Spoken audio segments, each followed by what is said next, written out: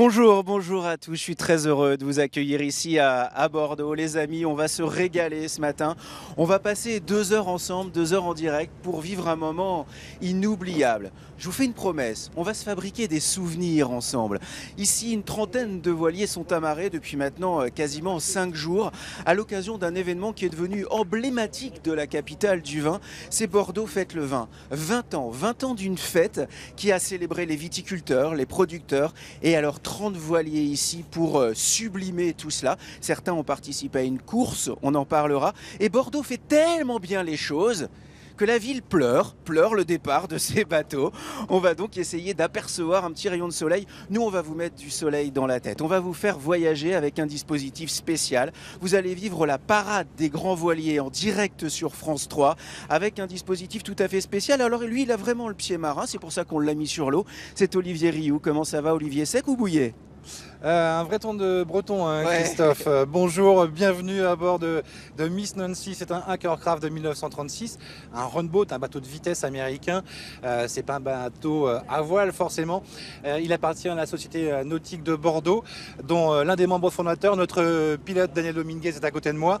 On va en parler tout à l'heure avec lui. C'est lui qui va nous amener au plus près de ces grands voiliers pour assister à leur départ, expliquer leurs manœuvres et raconter leur histoire, parce qu'il y a beaucoup de choses à dire. Certains d'entre eux ont plusieurs vies. Vous savez, Christophe, il y a quelques semaines, j'étais du côté de Sète en Méditerranée pour faire une émission sur les parades de Sète. C'était la 7e édition. Il y avait l'Hermione, il y avait le Kurgenstern, il y avait El Galeon, enfin bref, des grands bateaux. Et là-bas, tout le monde me posait la même question.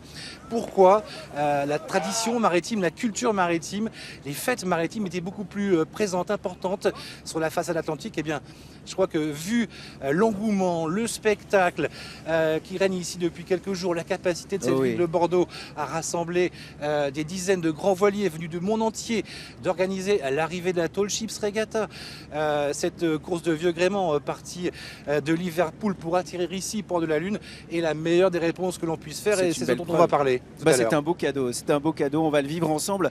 Un premier rendez-vous à noter, 10h45, 10h47, un double passage de la patrouille de France, 8 Alpha Jet qui vont voler à 150 mètres au-dessus du port de la Lune. Soyez avec nous, ça va être un moment absolument incroyable avec tous les voiliers qui quitteront le port. Pour vous faire comprendre l'histoire de ces grands voiliers, pour vous faire rencontrer les équipages, Guillaume Dequet est avec nous. Ça va, Guillaume? Très bien, Christophe, un petit peu mouillé, mais comme vous, j'imagine. Derrière moi, vous apercevez l'étoile du roi, vous apercevez aussi peut-être l'équipage qui s'active parce qu'on est à quelques minutes de l'appareillage. L'équipage charge les dernières vivres. Ensuite, il faudra appareiller. Les premiers bateaux à appareiller seront ceux qui sont sur le ponton d'honneur, tout à fait au fond derrière moi. La Belle Poule aura cet honneur, bâtiment militaire. La Belle Poule devrait larguer les amarres vers 10h30. Alors, il faudra que les capitaines fassent attention car il y a un coefficient de marée de 83. C'est un coefficient assez important avec un volume d'eau assez moyen, ce qui veut dire qu'il y aura beaucoup de courant dans le lit de la rivière. Les capitaines sont prévenus, ils ont eu une réunion hier et nous allons tenter de les déranger quelques minutes avant leur appareillage pour faire vivre avec eux ce départ. Ça devrait fonctionner parce qu'ils sont très très fiers de partager ça avec tout le public. Il y a eu parfois des heures et des heures d'attente pour visiter ces bateaux, aller à la rencontre des équipages. C'était un véritable événement, un événement organisé par Bordeaux Grands Événements. Stéphane Delot, bonjour. Bonjour. 20 ans d'une manifestation devenue emblématique. La fête a été réussie. Comment est née cette idée de faire se rassembler les plus beaux, les plus grands voiliers du monde ici, dans le port de la Lune de Bordeaux? C'était un rêve que nous avions et que nous portions depuis plusieurs années. Ça fait 4 ans que nous y travaillons. La fête du vin a 20 ans, la fête du fleuve a 19 ans. Et d'année en année, nous passons du vin au fleuve, du vin au fleuve. Et pour ces 20 ans, nous avons voulu réunir les deux. Parce qu'en fait, c'est l'histoire de Bordeaux, c'est l'histoire du port de Bordeaux. On va en parler, bien sûr. Le vin de Bordeaux ne serait pas ce qu'il est s'il n'y avait pas le port. Et donc, puis en plus, nous aimons les bateaux, ça nous rappelle notre histoire, ça nous rappelle le 18e, le 19e, le 17e, le 16e siècle, et tous ces bateaux dans notre très beau port. Il ne manquait plus que le bruit des chantiers, le bruit des négociants, parce que qu'on se lève le matin très tôt, qu'on vienne ici l'après-midi ou le soir, on voyait cette forêt de mâts dépourvue de verdure et qui s'élançait vers le ciel, et on se disait que finalement, c'était pas si compliqué que ça de se replonger dans le Bordeaux d'avant. Il y a eu, dans le cadre de ce rassemblement, une course course, la Tall Ship Regatta, une course qui est partie de Liverpool, qui a rejoint Dublin, faite à Dublin pendant 3-4 jours, et puis ensuite Dublin-Bordeaux, avec une petite compétition quand même entre ces voiliers. L'Arawak était vainqueur, on en parlera tout à l'heure. Oui, bien écoutez, c'est une compétition, c'est une manière de rassembler les bateaux. Pour nous, ça a été surtout l'occasion de faire quelque chose de très particulier, puisque nous avons fait embarquer sur ces bateaux 45 jeunes handicapés qui se sont répartis et qui ont vécu à travers cela une expérience, je crois, absolument inoubliable. Ils ont passé ainsi des jours et des jours à découvrir la mer, à découvrir cette navigation, des jours et des jours à partager, à être solidaires. Les fameux trainees. Ce sont les fameux trainees. Tout à l'heure, on recevra avec Guillaume Dequet Tanguy Couraud, qui était l'un de ces trainees. Il était sur le 2 Galants, on parlera du 2 Galants. Guillaume qui est avec l'un des capitaines dont le bateau doit partir dans quelques instants, Guillaume, c'est ça ? Absolument, je suis avec le commandant qui va être le premier à appareiller, Tommy Fetty, commandant de la Belle Poule, goélette de la Marine nationale de 1932. Tommy Fetty, comment s'annonce ce départ? Compliqué avec le courant? Compliqué, non, parce que on va partir avec le courant de marée. Donc tout a bien été organisé par Bordeaux, on part pile comme il faut. Donc comme on peut voir là juste à côté, pas trop de courant, juste comme il faut pour franchir le pont. Ensuite il va y avoir la renverse d'ici 1 heure, donc on va descendre à pleine vitesse jusqu'au Verdon ce soir. Voilà, donc tout est parfait. Quel souvenir vous garderez de ces 3 jours, de ces 4 jours à Bordeaux? L'accueil du public, les questions qu'ils vous ont posées? Qu'est-ce qu'ils vous posaient comme questions? Alors c'est toujours plein de questions sur comment se déroule la vie à bord, combien on est à bord, le rôle du commandant, le rôle de chacun, le rôle du bosco. Et toujours pareil, hein, le bateau, les gens adorent le bateau, les Français comme les étrangers. Quand a été construit le bateau, pourquoi, quelles sont les missions, qu'est-ce qu'on fait, est-ce qu'on part très loin, est-ce qu'on part toute l'année, enfin voilà, toujours les mêmes questions, mais c'est vraiment super. Alors précisément, quel métier de la marine passe à bord de la Belle Poule? Alors pourquoi? En fait, pas que les officiers, finalement tout le monde passe à bord. Dès qu'on rentre dans la marine, les premiers jours, les premières semaines, on passe par les voiliers, donc par la Belle Poule. Hein, c'est principalement au mois de septembre, octobre, novembre. C'est vraiment les grosses navigations. Donc ça c'est, là, on va dire, l'apprentissage de la vie en collectivité, apprendre à travailler ensemble, apprendre à faire du quart de nuit, à se lever, à travailler, enfin voilà, à préparer. Parce que cela, c'est immuable dans la marine. On savait qu'avant, il y avait le Jeanne d'Arc qui était un croiseur porte-hélicoptère. Donc exactement. On se dit qu'il est peut-être plus approprié pour former des militaires. Mais non, il y a des choses immuables dans la marine. Exactement. Alors en fait, ça fait partie d'une progression. On embarque d'abord par les voiliers pour vraiment apprendre à apprendre la vie, comme je vous disais, à travailler ensemble. Et ensuite, on passe par les bateaux écoles. On appelle ça la ménagerie, le Lion, la Panthère, pour apprendre la navigation. Et ensuite, on embarque sur le groupe Jeanne d'Arc. Donc on a gardé le nom, et donc c'est sur les BPC, Mistral, Tonnerre et Mistral. Et là, c'est pour les officiers, apprendre à travailler et puis à faire de l'opération. Donc voilà, c'est vraiment par étapes. Est-ce qu'avec la Belle Poule, c'est la transmission, la tradition qui se transmet? On sait que c'est un bâtiment assez incroyable qui a rejoint les forces françaises libres à Londres. Alors, ça fait partie du patrimoine que vous voulez transmettre à vos officiers? Exactement, donc on transmet ça, donc les premières informations à tous les premiers marins. Le bateau de toute façon est fait de tradition, donc ils apprennent ça tout de suite. Voilà, apprendre à se lever, à respecter les autres, apprendre à travailler ensemble, le respect de soi, le respect des autres. Voilà, tout ça, c'est vraiment les traditions marines et on leur apprend ça dès le départ. Voilà. Et ils vont le garder, et ensuite ils le gardent toute leur vie, toute leur carrière. Merci beaucoup Tommy Fetty, on vous souhaite bonne chance pour l'appareillage et bon vent. Merci beaucoup, merci à vous. Bon vent, voilà un joli mot de marin. On découvrira tout à l'heure que la Belle Poule a subi de gros travaux, évidemment. Un bateau comme celui-ci fait partie du patrimoine. On en parlera tout à l'heure avec Norbert Fradin. Le patrimoine, c'est fragile, ça s'entretient.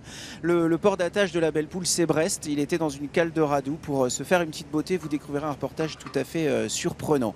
Les bateaux vont partir dans quelques instants. Ils commencent à appareiller, mais leur arrivée, Stéphane Delot, ça, c'est toujours très émouvant pour les Bordelais. À chaque fois, les Bordelais, les Picto-Charentais, parfois les Limousins viennent ici pour vivre ce passage des bateaux sous le pont Chaban. C'est devenu presque un symbole, comme une porte d'entrée dans le port de la Lune. Oui, pendant longtemps, les Bordelais avaient un peu perdu de vue leur fleuve, puisque le port marchand s'est déplacé vers Laval. Et puis, quand ces quais se sont transformés, qu'ils ont pu les pratiquer à vélo, à pied ou en courant, ils ont dit mais ce fleuve, qu'est-ce qui s'y est passé? Qu'est-ce qu'il pourrait s'y passer? Et c'est vrai que depuis des années, nous travaillons à accueillir ces bateaux nous aimons les accueillir et les Bordelais sont heureux de les accueillir. On voit qu'il y a un nouveau lien qui s'est tissé entre Bordeaux, bien plus large fleuve que les Bordelais. et les bateaux, et bien plus large que les Bordelais. Des centaines de milliers de personnes sont venues ici pendant 5 jours pour célébrer le vin à consommer avec modération. On va le dire plusieurs fois, mais comme ça c'est fait, on est tranquille. Et il y a un lien très particulier et j'ai le sentiment qu'avec la présence des voiliers, les touristes se sont très vite appropriés ce souvenir, ce passé de Bordeaux. Petit à petit, ça fait aussi partie de la réappropriation grâce à des événements comme ça. Bien sûr, il y a le vin, vous en parlez. Je voudrais d'ailleurs noter que sur ces 4 jours, il n'y a pas eu le moindre incident lié à l'alcool. C'est quand même avec des dizaines et des dizaines de milliers de personnes. C'est pas une foire, on n'achète pas de vin ici. On n'achète pas de vin, on déguste. ne vend pas de vin, on ne boit pas de vin, on vient déguster, comprendre et découvrir le vin. Pour ce qui concerne 1200 viticulteurs. 1200 viticulteurs qui ont servi des centaines de milliers de dégustations à des gens. Donc voilà, et c'est vrai que ces bateaux racontent une histoire et nous avons voulu raconter cette histoire. Il y a des expositions sur Bordeaux, son port, son fleuve et le vin, des expositions aux archives, des expositions dans les musées et nous avons donné également sur tous ces bateaux des histoires. Il faut absolument que ces événements soient portés, transmettre quelque chose de la culture et de l'histoire. Transmettre la culture, transmettre le savoir-faire des marins aussi. On l'a vu tout de suite avec Guillaume, c'était très important. Petit à petit, les Bordelais arrivent pour saluer les bateaux qui partent. Regardez, si on peut regarder, les premiers bateaux commencent à arriver dans le port de la Lune pour accompagner tous les bateaux qui, dans l'autre sens, franchiront le pont Chaban qui est levé depuis très très tôt ce matin et puis ensuite ils prendront la direction du Verdon en passant devant toutes les îles de l'estuaire de la Gironde, le plus grand d'Europe, avant, et là aussi c'est tellement symbolique, avant de franchir le phare de Cordouan qui était là aussi pour guider tous les bateaux qui arrivaient du monde entier vers Bordeaux qui a été l'un des ports les plus importants. En résumé, Bordeaux fête le vin, 20 ans, la fête a été réussie. Écoutez, c'est pas à moi de le dire, j'en ai l'impression. Si j'écoute le public, si j'entends tout ce qui m'est dit, je crois que les gens ont passé un grand moment de bonheur et nous sommes là pour leur faire partager ce bonheur de notre histoire, de notre ville, de notre fleuve. Ils viennent de loin, vous l'avez dit, il y avait 20% d'étrangers qui sont venus sur cet événement, ce qui est quand même très considérable et on souhaite simplement qu'ils aient envie de revenir. On va encore en profiter ici pendant 2 heures. On est ensemble jusqu'à l'heure du déjeuner. Restez avec nous, vous allez vivre des moments incroyables. Les bateaux vont continuer à partir. Guillaume est sur l'eau. Est-ce que ça tangue un petit peu avec le renversement de la marée? Olivier est sur l'eau. Olivier. Oui, écoutez, ça commence à se préparer tout au long de nous. Vous savez que le Krugerstern, l'un des plus grands bateaux du monde, ce 4 mâts barque russe, a quitté le port ce matin aux environs de 8 heures parce que son tirant d'eau, il fallait qu'il parte très tôt ce matin. On va parler un peu de ce bateau, je ne sais pas si on peut voir quelques images. C'est un bateau de 114 mètres de long, c'est le 2e plus grand voilier du monde. Il a été conçu en 1926 par la marine allemande et puis à la fin de la Seconde Guerre mondiale, il a été donné aux Russes. Et voilà, c'est en 1946 exactement, au titre de dommages de guerre. Il a été rebaptisé par le nom de l'explorateur russe Adam Johann von Krugerstern. Il a rempli des missions scientifiques dans le monde entier pour le compte de l'URSS. Et désormais, eh bien, le navire accueille tout au long de l'année des centaines de cadets et prend part à de nombreuses régates et d'événements maritimes comme on a pu le voir ici à Bordeaux. Les bateaux se préparent, les lamaneurs sont en train de prendre les remorques de l'Étoile du Roi. On va vous faire vivre ça en direct. Je vous appelle dès que ça part, Christophe. Mais ouais, bien sûr, on sent une espèce de fébrilité, ça commence à courir un peu dans tous les sens. Les équipages partent, c'est toujours émouvant un bateau qui part. Ce matin on était tous là très très tôt et puis le bateau russe a fait demi-tour, il est parti, il a ralenti avant le pont Chaban, il est passé à quelques dizaines de centimètres du tablier et puis tous les bateaux l'ont salué avec un concert de sirènes et il y avait quelque chose qui mettait le poil, je dois vous avouer ça. On est ici dans une ville-monde qui l'a été avant l'heure. Pour comprendre l'histoire de Bordeaux, Olivier Delteil, guide conférencier, est avec nous. Bonjour Olivier. Bonjour Christophe. Alors voilà un port qui a tellement changé, mais qui au fond est intimement lié à l'histoire de la ville. Si ce port a changé, c'est aussi grâce aux ponts. Pourquoi j'ai décidé qu'on parle des ponts tout de suite? Parce qu'il y a le pont de Pierre d'un côté, le pont Chaban de l'autre. Ce sont comme deux marqueurs finalement de ce port de la Lune, hein. Tout à fait. Alors, on va commencer par l'historique. Bon, aujourd'hui, malheureusement, le temps n'est pas avec nous. Mais pour ceux qui viennent à Bordeaux par beau temps, celui qui intéresse le plus comme pont quand même, hormis les prouesses évidemment technologiques, pont Jacques Chaban-Delmas, c'est quand même le pont de Pierre. Alors, c'est le seul historique, en fait, si on peut dire ainsi, le plus ancien de Bordeaux. L'histoire, déjà, prend en compte quelqu'un d'important, c'est Napoléon. Napoléon passe à Bordeaux en 1808, il faut le savoir. Et avant, il n'y avait pas de pont. On avait eu des projets sur l'Ancien Régime, mais peu réalisables. Et pas avoir de volonté politique et surtout pas d'argent. Oui, parce que les ponts Eiffel, etc., c'est bien plus tard. Mais le pont de Pierre, c'est un peu l'emblème de Bordeaux dorénavant. Ah oui, tout à fait. Il est sur toutes les cartes postales. Il est à côté de la basilique Saint-Michel, de la Flèche. Il donne sur les quais illuminés. Et puis en face de lui, dorénavant, il y a le pont Chaban. Alors là, c'est un peu son grand frère avec tellement de modernité. Oui, alors le pont Chaban, M. Delon en parlait, de l'importance de Bordeaux, etc., et peut-être aussi des croisières. Il y avait un souci, c'est que quand on a construit déjà, première chose, le pont de Pierre, on s'est aperçu que les constructions maritimes qui étaient au niveau de Saint-Michel et Sainte-Croix avaient déjà été obligées de se délocaliser au nord. Bien sûr. Et donc, pour laisser passer les bateaux, il fallait pouvoir avoir un pont qui soit très haut. Et donc, forcément, il fallait trouver un moyen. Donc là, évidemment, le pont ancien, parce que c'est pour faire passer les marchandises, donc on se moque, hein, les ateliers seront délocalisés vers le nord. Tandis que le pont moderne, fruit donc de 4 moteurs, il marche avec 2, qui s'élèvent à quand même 53 mètres de hauteur. Hein. Oui, tout à fait. 53 mètres de hauteur. Oui, tout à fait. C'est énorme. En très peu de temps.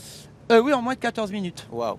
Et le BC en moins de 14 minutes, qui a demandé pas mal de travaux et qui est réalisé avec un système très moderne, c'est-à-dire les tapis qui sont glissés pour faire la soudure ensuite. Enfin bon, et puis il est beau. Oui. Alors, il a été retouché aussi. Hein. Le pont Jacques Chaban-Delmas, dirais-je, qui était autrefois au bac à Lambastide, mais qui a été, qui rappelle maintenant ancien maire de Bordeaux, rebaptisé. Lui, ce pont, il devait permettre surtout de rappeler un peu Bordeaux, et il y a eu un souci avec l'UNESCO qui a revu un peu le projet, et donc on l'a baissé un petit peu. Adieu les 83 mètres. Parce qu'en fait, là on est devant des façades classées patrimoine mondial de l'UNESCO, les façades de Bordeaux. On va en parler tout à l'heure, Olivier, parce qu'il fallait que Bordeaux en impose. Lorsque les marchands, les négociants arrivaient à Bordeaux, il fallait que la ville ait un côté un peu ostentatoire. Il fallait en imposer aux autres pays. On a été ici, on en parlera, sous domination un peu anglaise, un peu hollandaise par rapport au commerce. Et puis il y a aussi des façades avec derrière de l'activité qui a existé et qui existe encore. Olivier va vous expliquer tout ça. On va essayer de se plonger dans les siècles passés, écouter le bruit, sentir l'odeur du commerce qui était sur les quais. Dans quelques instants, vous allez découvrir un reportage de Jean-Pierre Stahl sur les 20 ans de la fête du vin. Vous allez voir que le public a répondu très présent. Mais ça se prépare, le départ, n'est-ce pas Guillaume ? Absolument, les capitaines, les armateurs sont dans les starting blocks. Je suis avec Wilfried Provost, armateur de l'Étoile du Roi, le bâtiment que vous voyez derrière nous. Avant de parler de votre bateau, c'est la première fois que l'Étoile du Roi vient à Bordeaux, et je crois que vous aviez un message à faire passer après ces 4 jours de festivités. Oui, on est tous, toutes les équipes d'Étoile Marine Croisière, un peu tristes de quitter Bordeaux. On a passé une semaine extraordinaire. L'accueil des Bordelais et des organisateurs a vraiment été exceptionnel. Alors, votre bateau a eu énormément de succès. Il faut dire aussi que c'est un bateau de cinéma. C'est un bateau très spectaculaire. C'est un bateau corsaire, une frégate corsaire, qui est la réplique à l'identique de ce qui existait au XVIIIe siècle, qui porte les couleurs du roi de France. Et effectivement, c'est un bateau extrêmement spectaculaire. Et je parlais de cinéma parce qu'en fait, les plans ont été retrouvés à la Royal Navy. Il a été rebâti pour une émission de cinéma, une série au cinéma, c'est bien ça? Le bateau d'origine a été fait au milieu du XVIIIe siècle à Saint-Malo. Il a eu un triste sort puisqu'il a été pris par les Anglais au bout de quelques mois de mer seulement. Les Anglais ont considéré que c'était un bon bateau parce que c'était un grand bateau mais qui reste très manœuvrant. Et donc ils l'ont reproduit en plusieurs exemplaires. Et c'est les plans d'une de ces reproductions qui ont été retrouvés à la fin du XXe siècle par un armateur anglais qui l'a fait effectivement pour les besoins du cinéma. Alors il était passionné de marine, armateur et producteur de cinéma, une série télévisée anglaise qui pendant 7 ans a fait que ce bateau a été une vedette de cinéma. Et vous avez des projets de cinéma pour votre bateau, à nouveau? On est régulièrement sollicité. On travaille en ce moment avec une production pour une chaîne franco-allemande qui veut faire un film historique et je pense que ça se fera au mois de septembre. Alors, très rapidement, on ne va pas vous embêter longtemps. Là, vous allez avoir des invités à bord, c'est ça? Qu'est-ce que vous allez leur proposer? Alors on va avoir beaucoup d'invités à bord puisque c'est le plus grand voilier de France en termes de capacité. On peut embarquer 120 personnes en balade, ce qui va être le cas aujourd'hui. Donc on va leur proposer une remontée de la Garonne jusqu'à Pauillac. Une belle balade sur les bords de Garonne. On va passer sous le pont Chabandelmas. Il y aura un petit déjeuner à bord. Il y a des musiciens bretons qui nous accompagnent comme depuis le début de la manifestation. On les a entendus répéter tout à l'heure, oui. Donc de la cornemuse évidemment. Et puis après, l'Étoile du Roi rejoindra son port d'attache Saint-Malo. Merci beaucoup Guillaume, à tout à l'heure. On est à côté de El Galeon. Bon, c'est l'un des bateaux les plus impressionnants. Regardez, si vous aimez les pirates, c'est le bateau des pirates. On y est, on s'y croit. Regardez, il est en train de larguer les amarres très lentement avec quelques invités privilégiés qui vont pouvoir redescendre la Garonne et puis l'estuaire et puis franchir toutes les îles Margot par exemple et puis ensuite Cordouan. C'est toujours un moment un petit peu exceptionnel avec, regardez, ce canon qui sort du sabord d'El Galeon. Les Bordelais étaient présents dès le premier jour, ils les attendaient, ces bateaux. Ils voulaient fêter aussi leur patrimoine lié au vin. Jean-Pierre Stahl est allé à leur rencontre.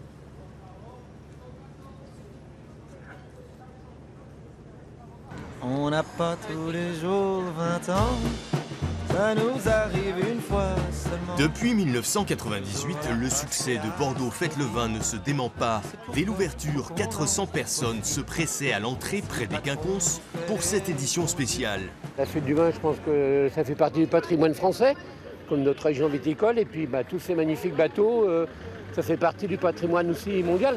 En 20 ans, c'est devenu un événement transgénérationnel, surtout cette année avec les bateaux. On pouvait y croiser une équipe de nounous. Nous avons eu envie de faire la visite de ce superbe bateau, voilà, grâce à une collègue qui s'est dévouée pour aller chercher les billets. On vient de Bordeaux, de toute la France, mais aussi de l'étranger, comme ces Anglaises de Liverpool. J'ai fait en 2014. Ça, c'est le premier fois pour moi. Et maintenant, c'est le deuxième. C'est très convivial. Les gens, déjà, veulent savoir d'où vient un peu le vin, en priorité. Après, c'est surtout les cépages, parce qu'ils aiment bien parler un petit peu cépages. C'est une rencontre formidable avec notre public. Il n'y a qu'à regarder les gens. Ils ont, comme on dit, la banane. Ils sont heureux. Ils sont heureux de rencontrer le produit emblématique de la ville de Bordeaux. Cette première édition a été lancée par Alain Juppé pendant le mondial de 1998 avec défilé des confréries. Lors de la 3e édition, on pouvait trouver sur les quais un pique-nique géant d'1 kilomètre de long. Un succès populaire au fil des ans, couronné par de nombreux concerts et feux d'artifice qui ont toujours ravi le public. La fête était belle ici depuis 5 jours et la fête continue avec cette parade des grands voiliers. Les Bordelais commencent à se rassembler sur les quais pour assister au départ des grands bateaux. Olivier, vous avez une place privilégiée, vous êtes en plein milieu du port de la Lune sur l'eau. Oui, je suis à bord de Miss Nancy en compagnie de notre pilote Daniel Dominguez. C'est l'un des membres fondateurs de la Société nautique de Bordeaux qui fait naviguer ces bateaux à moteur, certes, mais ces vieux bateaux d'exception, des run-boats, des bateaux de course, c'est ça? Absolument, c'est le but du club, c'est de refaire vivre ce genre de bateaux qui sont des bateaux exceptionnels qu'on avait un petit peu oubliés. Celui-là en particulier était au fond d'un hangar. Et on a pu le racheter et le remettre en service, ce qui fait qu'aujourd'hui ça permet de naviguer sur la Garonne dans de bonnes conditions, à condition qu'il fasse beau. Mais bon, aujourd'hui c'est tout à fait autre chose. Mais de profiter un maximum de ces engins qui sont très attachants. Et notre club a permis de la SNB de regrouper des personnes qui sont passionnées de bateaux, et en particulier des bateaux de Ronabout comme celui-ci. Ce qui fait que dans notre club, il y a 8 bateaux et nous sommes une trentaine de membres à pouvoir en profiter, à partager des week-ends, des sorties organisées qui sont géniales. Oui, parce que ce type de bateau, à l'origine, ces run-boats, comme on les appelle, ce sont des bateaux de course américains. Voilà, exactement. C'est des bateaux des années entre 30 et 50 et où il y a eu une grande une grande mode aux États-Unis d'avoir le bateau le plus puissant, le plus rapide, et il y avait des courses sur les lacs. Et c'est de là, un petit peu en parallèle aux courses automobiles de l'époque, les gens qui étaient passionnés de mer en profitaient pour naviguer là-dessus. Alors vous faites partie de ces gens qui font vivre, qui remettent à l'ordre du jour le patrimoine maritime mondial, parce que là ce sont des bateaux américains. Qu'est-ce que vous pensez de voir justement ce patrimoine maritime ici sur le port de la Lune à Bordeaux en 2018 ? Une trentaine de grands voiliers. Vous êtes un voileux, hein. Absolument. Vous avez été champion de France de dragon, c'est un petit quillard. Vous en pensez quoi, vous, Bordelais de naissance, qui êtes né juste là dans une rue parallèle? Moi, je trouve que Bordeaux déjà est une ville exceptionnelle de par son port, sa position et d'environnement architectural. D'avoir en plus ces bateaux qui reviennent sur la Garonne, parce que Bordeaux a eu un passé où la Garonne était quasiment couverte de ce genre de bateaux qui faisaient le commerce avec l'Afrique et les Antilles. Donc de retrouver ça aujourd'hui, je trouve ça super, et si on peut le faire plus souvent, ça serait encore mieux. Oui, il faut dire que la France rattrape son retard dans la conservation du patrimoine maritime. Je le disais, on en parlait tout à l'heure, l'Angleterre par exemple n'a jamais lâché son patrimoine maritime. La France redécouvre son patrimoine maritime grâce à des passionnés.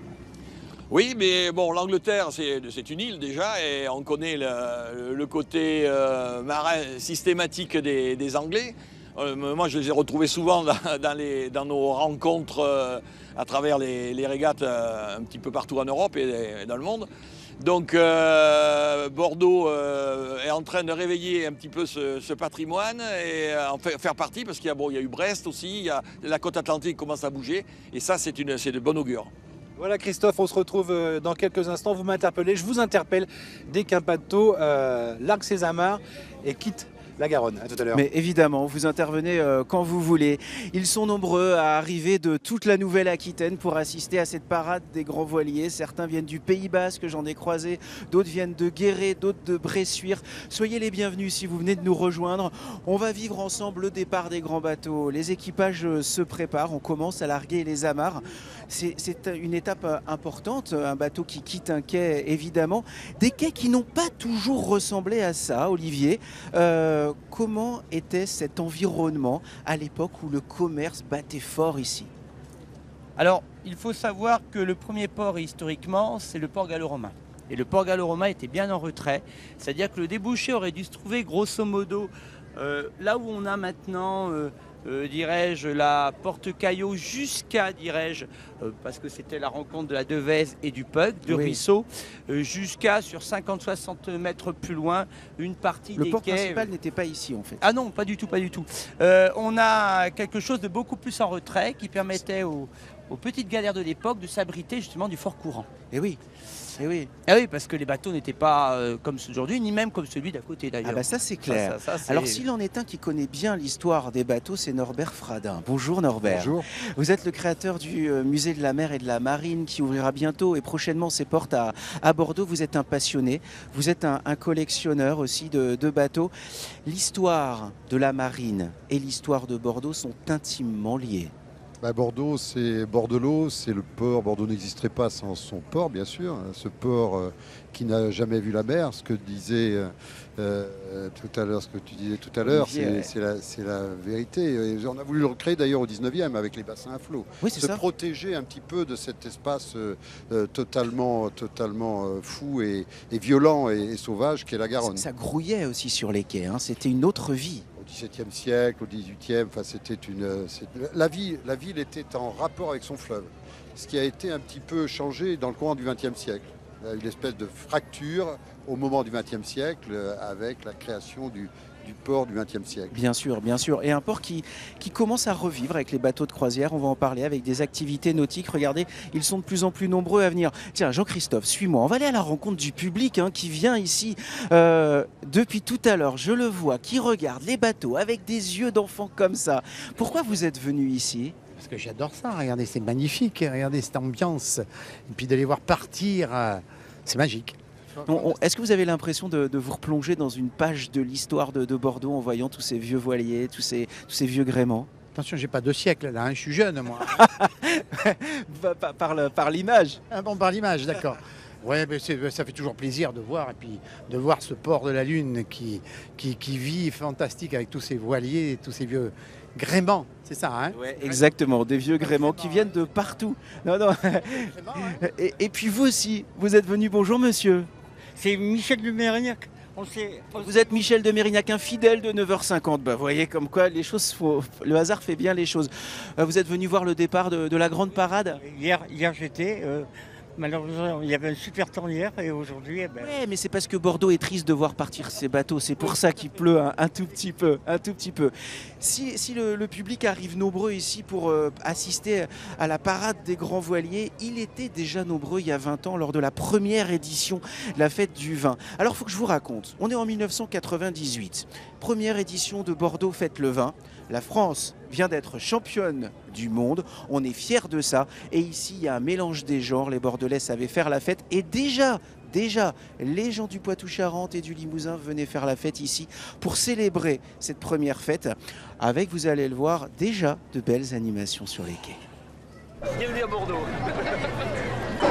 Du vin, des jeux et du rêve, mélange détonnant qui a jeté hier soir près de 100 000 Girondins ébahis sur les quais de Garonne pour une grande fête populaire. Une alchimie qui laisse augurer de ce que pourraient devenir ces bords du fleuve, purgés des excès automobiles et rendus à la flânerie. Ce fut d'abord cette première fête du vin qui a connu un succès exceptionnel, en particulier dans ces allées du vin et du terroir, consacrées exclusivement à la dégustation, une initiation qui n'attend pas le nombre des années et qui fouette l'imagination. J'avais lancé des tourterelles, mais elles se sont transformées en montgolfières. Tourtefière donc, 28 en tout, dans le ciel impeccable et dans la meilleure lumière du soir, sur la pierre du pont. Un spectacle offert jusqu'à demain soir par la communauté urbaine de Bordeaux, qui fête ainsi ses 30 ans. Plus loin, sur l'écran géant du Mondial Café, le Danemark crucifie le Nigeria, dernier représentant du continent africain. Le rêve enfin avec cet hommage au fleuve, spectacle pyrotechnique, lumière et musique où se mêlent cornes de brume, sirènes et guitares électriques.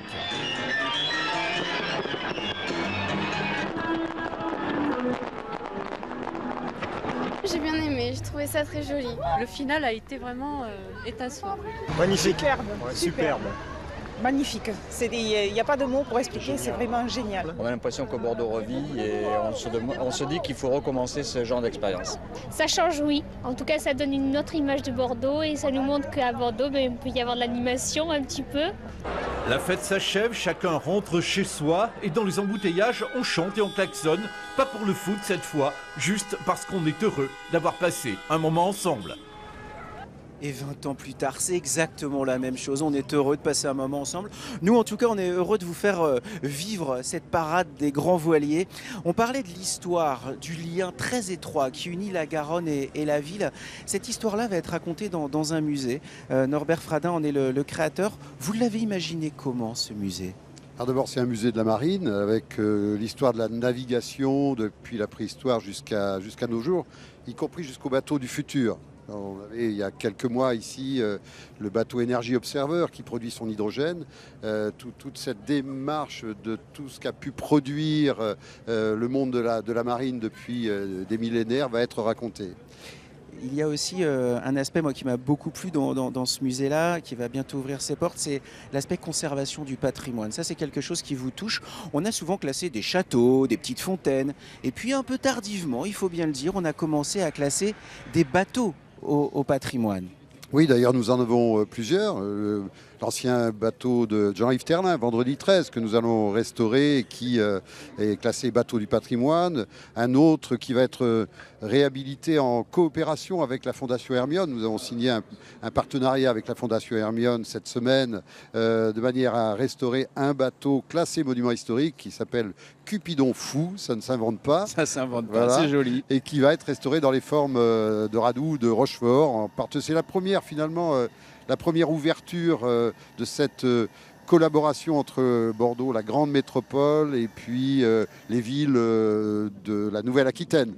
L'histoire de la marine, de la navigation en lien avec la ville, en lien avec des façades qui racontent aussi l'histoire de cette navigation. C'est pas un hasard si ces bateaux sont amarrés ici. On va en parler avec Olivier. Vous avez parlé de l'Hermione. C'est important l'Hermione parce que l'Hermione est déjà venue à Bordeaux. Elle est venue faire un petit coucou juste avant le début de cette fête du vin, de cette manifestation, avant de ce grand rassemblement. Vous le savez, l'Hermione, son port d'attache, c'est Rochefort en Charente-Maritime, qu'elle a rejoint d'ailleurs hier matin, encore accueillie par tous les Charentais maritimes, tellement fiers de leur frégate avec laquelle Lafayette est allée apporter son soutien, le soutien de la France aux États-Unis d'Amérique. Derrière la Maison-Blanche, il y a une statue de Lafayette. Et s'il en est un qui a vécu un moment privilégié avec l'équipage de l'Hermione, c'est bien Olivier Rioux. Il est allé passer du temps avec l'équipage, il a même rencontré un gabier. Si vous ne tombez pas red dingue de ce métier, c'est à plus rien y comprendre. Vous savez ce qu'est un rôle d'équipage? Non? Eh bien, on va vous l'expliquer. Quand l'Hermione appareille pour de nouvelles aventures, à bord, tous les marins ont une fonction, un statut.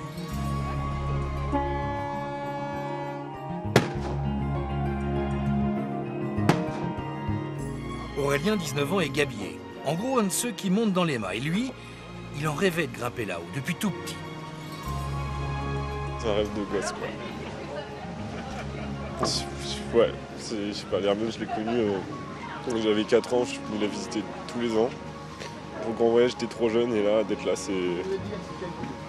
Bah voilà, je sais pas, c'est fantastique. Le premier voyage de l'Hermione vers les États-Unis, Aurélien était trop jeune. Alors pour celui de 2018, vers la Méditerranée, pas question de passer à côté. Jojo, est-ce que t'as mis ta clé? Lettre de motivation, CV, 3 mois d'apprentissage et le voilà tout là-haut, en tête de mât, avec l'élite du matelotage français. Et ben là en fait, je découvre l'univers réel que j'ai pu lire, en fait. Parce que j'ai beaucoup lu de bouquins maritimes. Et là, en fait, je suis en train de plonger dans cet univers et que j'ai lu, où j'ai passé des heures à lire dessus. Et voilà, c'est trop bien, quoi.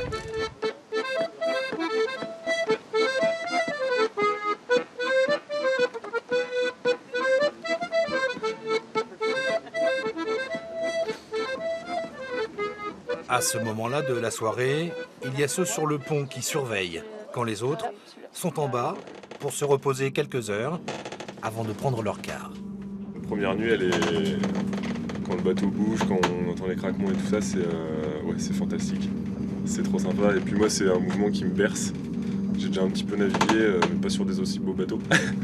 et ouais, ça me berce et c'est magique, quoi. Aurélien sera de la partie jusqu'à Tanger, jusqu'à la 2e escale. Après, le jeune gabier ne veut pas y penser. Il a encore 1 mois et demi à bord, à tenir son rôle, tout en haut des mâts de l'Hermione. Quel périple en Méditerranée. Et puis je peux vous dire que l'Hermione a battu des vagues et des vents comme rarement ils avaient connu. Même la traversée de l'Atlantique, c'était presque une partie de plaisir à côté. Bon, l'Hermione est au chaud dans son port d'attache. Tout à l'heure, vous ferez connaissance avec le Bosco. Le Bosco, c'est le chef des gabiers. Ça rigole pas, Olivier l'a rencontré aussi pour vous.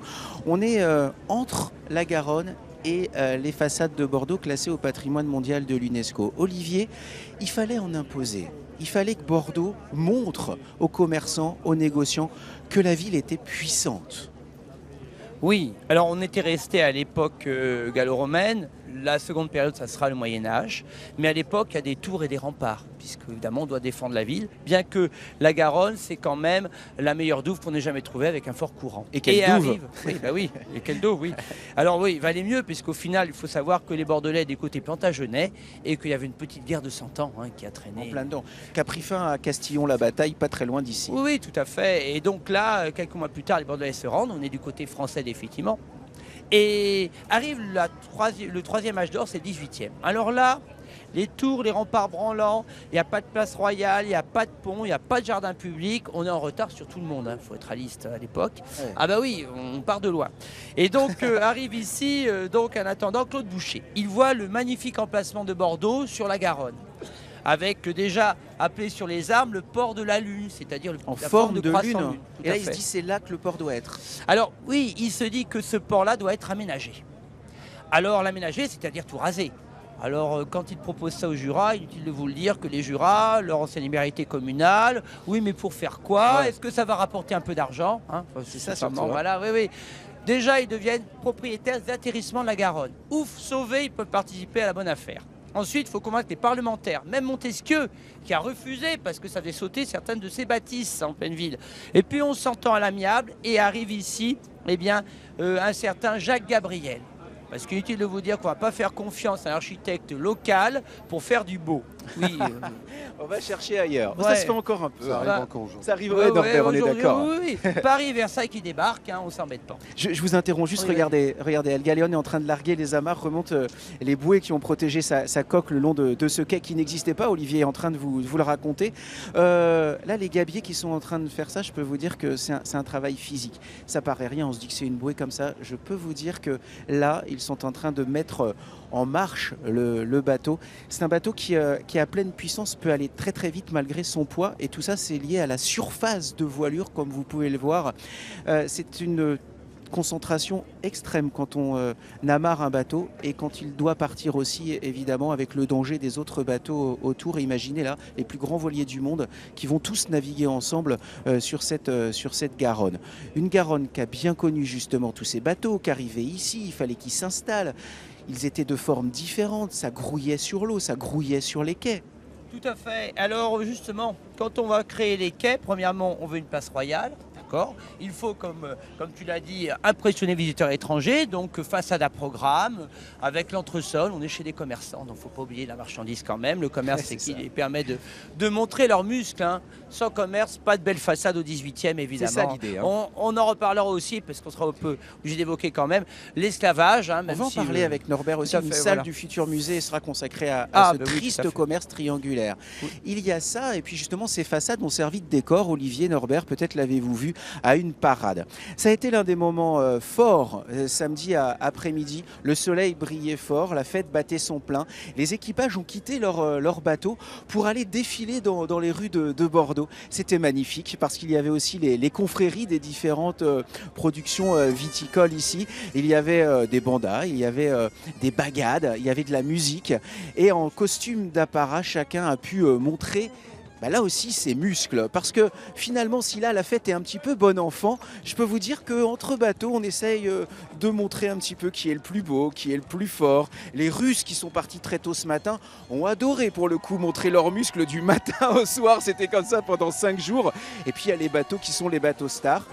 C'était l'occasion de voir les équipages au plus près, de pouvoir les photographier et les filmer, de se fabriquer des souvenirs. C'est la promesse de début, je vous l'ai dit, on se fabrique des souvenirs. Les bateaux commencent ils nous disent bonjour, et ça c'est plutôt sympa.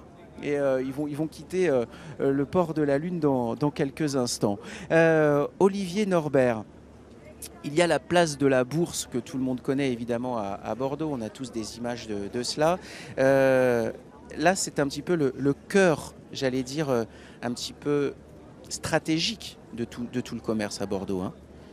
Les quais, oui, c'est là où tout arrive, où tout part. D'abord, pas uniquement le vin à l'époque. Il y a beaucoup d'autres produits qui partent de Bordeaux, qui arrivent de tout l'arrière-pays. Tous les fleuves participent de cette fonction économique de Bordeaux.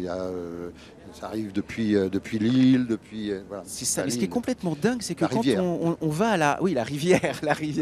Ce qui est complètement dingue, c'est que quand on va rencontrer les équipages, quand on va rencontrer les capitaines, certains ont renoué avec l'esprit du commerce. Certains sont là pour montrer qu'ils sont beaux.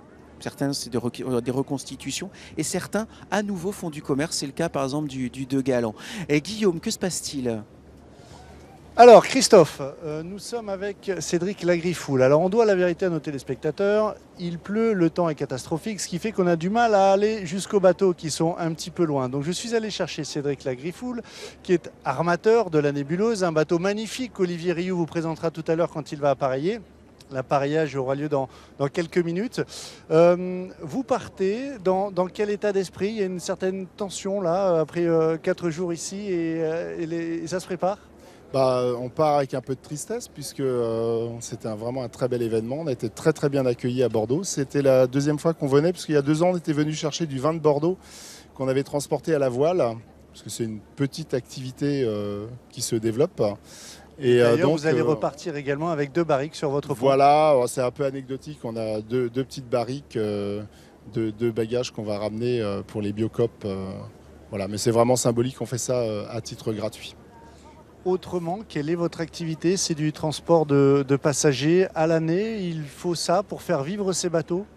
Oui, pour faire vivre, c'est la difficulté, effectivement, c'est de trouver l'argent nécessaire pour les entretenir, parce qu'il y a des gros frais d'entretien. Et nous, notre spécialité, c'est plutôt les groupes, les entreprises qui font des séminaires à bord, ou les personnes qui viennent faire un anniversaire, les groupes de copains qui viennent faire une croisière, un week-end, une journée même. Du coup, on a des programmes qui peuvent être tout simplement dans l'archipel de Bréa, mais on peut aller beaucoup plus loin, puisqu'on fait parfois l'Écosse, l'Irlande, et cette année, Pays de Galles et Irlande, justement. Alors, vous verrez tout à l'heure la nébuleuse, un coque verte magnifique. C'est un tonnier à l'origine. Hein. Oui. Et du coup, vous tenez tous les ans à repartir à la pêche au thon au mois de septembre? Oui, on renoue avec le passé du bateau chaque année, au mois d'août, là, cette année. Et pour évidemment retrouver les gestes d'antan, mais également voir des baleines, des dauphins en veux-tu, en voilà. Donc c'est pas que la pêche, hein, c'est un tout, c'est une aventure maritime. Et cela dit, du thon, vous en voyez de moins en moins, c'est cela? Vous avez constaté une raréfaction du poisson, vous, en allant pêcher avec votre bateau? Alors nous, on ne pêche que sur 5 jours. Et moi, j'ai constaté en 20 ans, effectivement, le fait qu'on a du mal à trouver le poisson. Écoutez, merci à vous.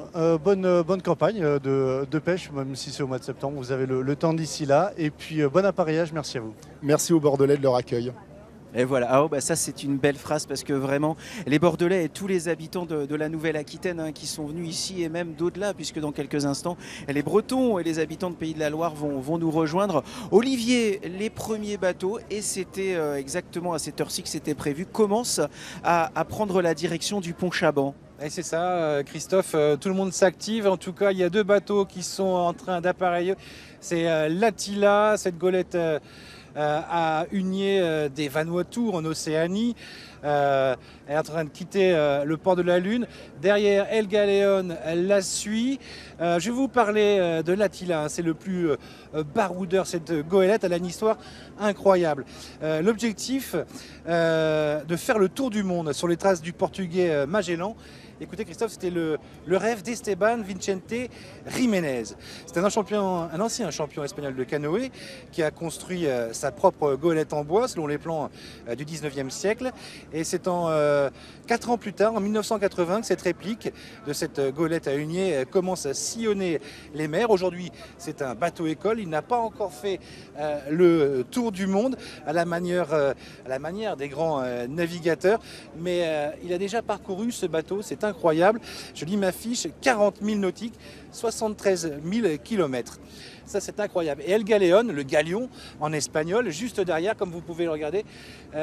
Tu peux montrer, Fred, El Galeon. Il y a qui quitte Port de la Lune. On a également Penwick 6. Alors lui, c'est un bateau de course, pur et dur, forcément d'Éric Tabarly, dont on fête les 20 ans de sa disparition. Lui aussi, c'est un bateau, on peut dire que c'est un bateau école, puisque tous les grands noms de la navigation française, les navigateurs comme Kersozon, Poupon, Titon Lamazou ont fait leurs armes à bord de ce bateau. Je vous laisse vivre en live un petit peu ce départ de ces 3 bateaux.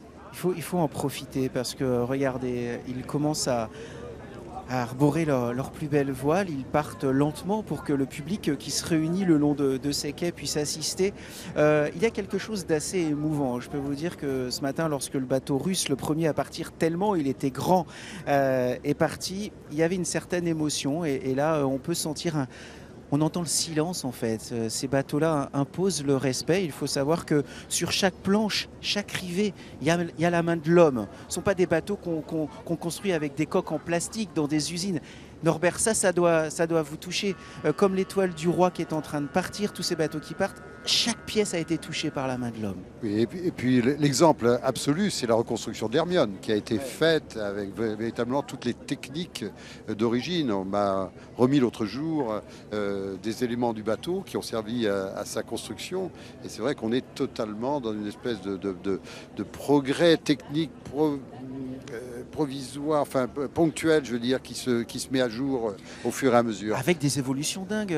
El Galeon et l'Hermione, révolution technique, révolution technologique, de maniabilité, de matériaux. Ça n'a rien à voir.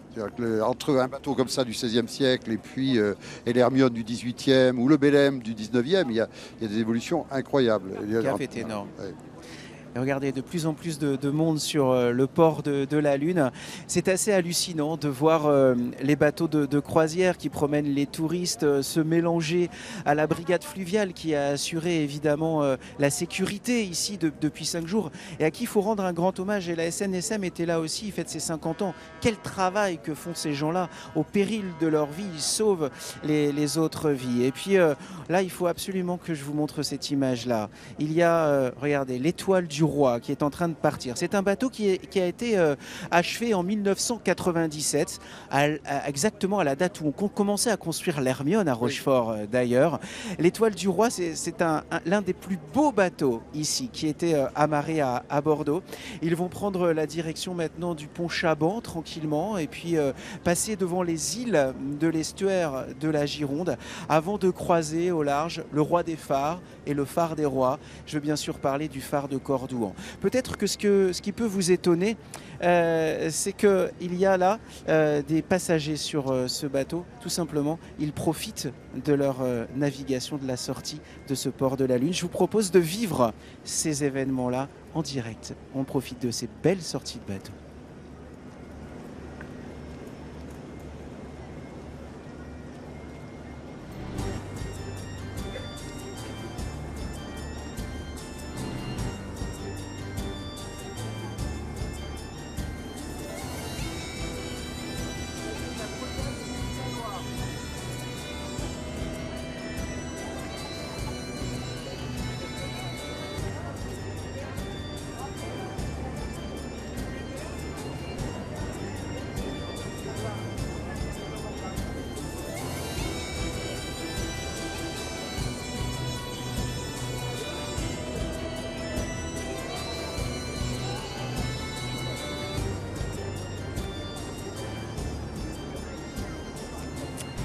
Soyez les bienvenus si vous venez de nous rejoindre. Nous sommes en direct de Bordeaux pour vivre un moment inoubliable.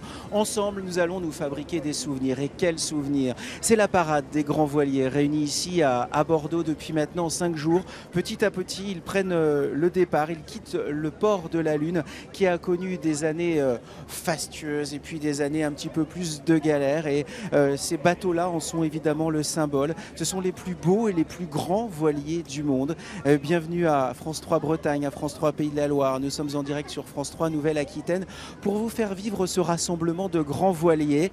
Il y a ici quelques voiliers qui ont participé à une course qui s'appelle la Tall Ship Regatta. C'est une course qui est partie de Liverpool, elle a rejoint Dublin et puis de Dublin, les bateaux ont mis cap au sud, direction Bordeaux, la capitale du vin qui fêtait cette année les 20 ans d'une manifestation devenue emblématique. C'est Bordeaux fête le vin. Alors, quel plus bel anniversaire. Il ne fallait pas un gâteau, il ne fallait pas des bougies, il fallait tous ces bateaux pour fêter cet anniversaire ici. Et on va vivre dans quelques instants un véritable événement ici à Bordeaux. C'est la première fois que la patrouille de France va faire un double passage sur le port de la Lune en hommage à tous les marins, à toute l'histoire de la navigation, le ciel, l'eau, la mer bientôt pour ces bateaux. Vous allez voir, ça va être assez exceptionnel. 8 Alpha Jet qui vont déchirer le ciel en bleu, blanc, rouge pour rendre hommage à tous ces marins qui commencent à appareiller.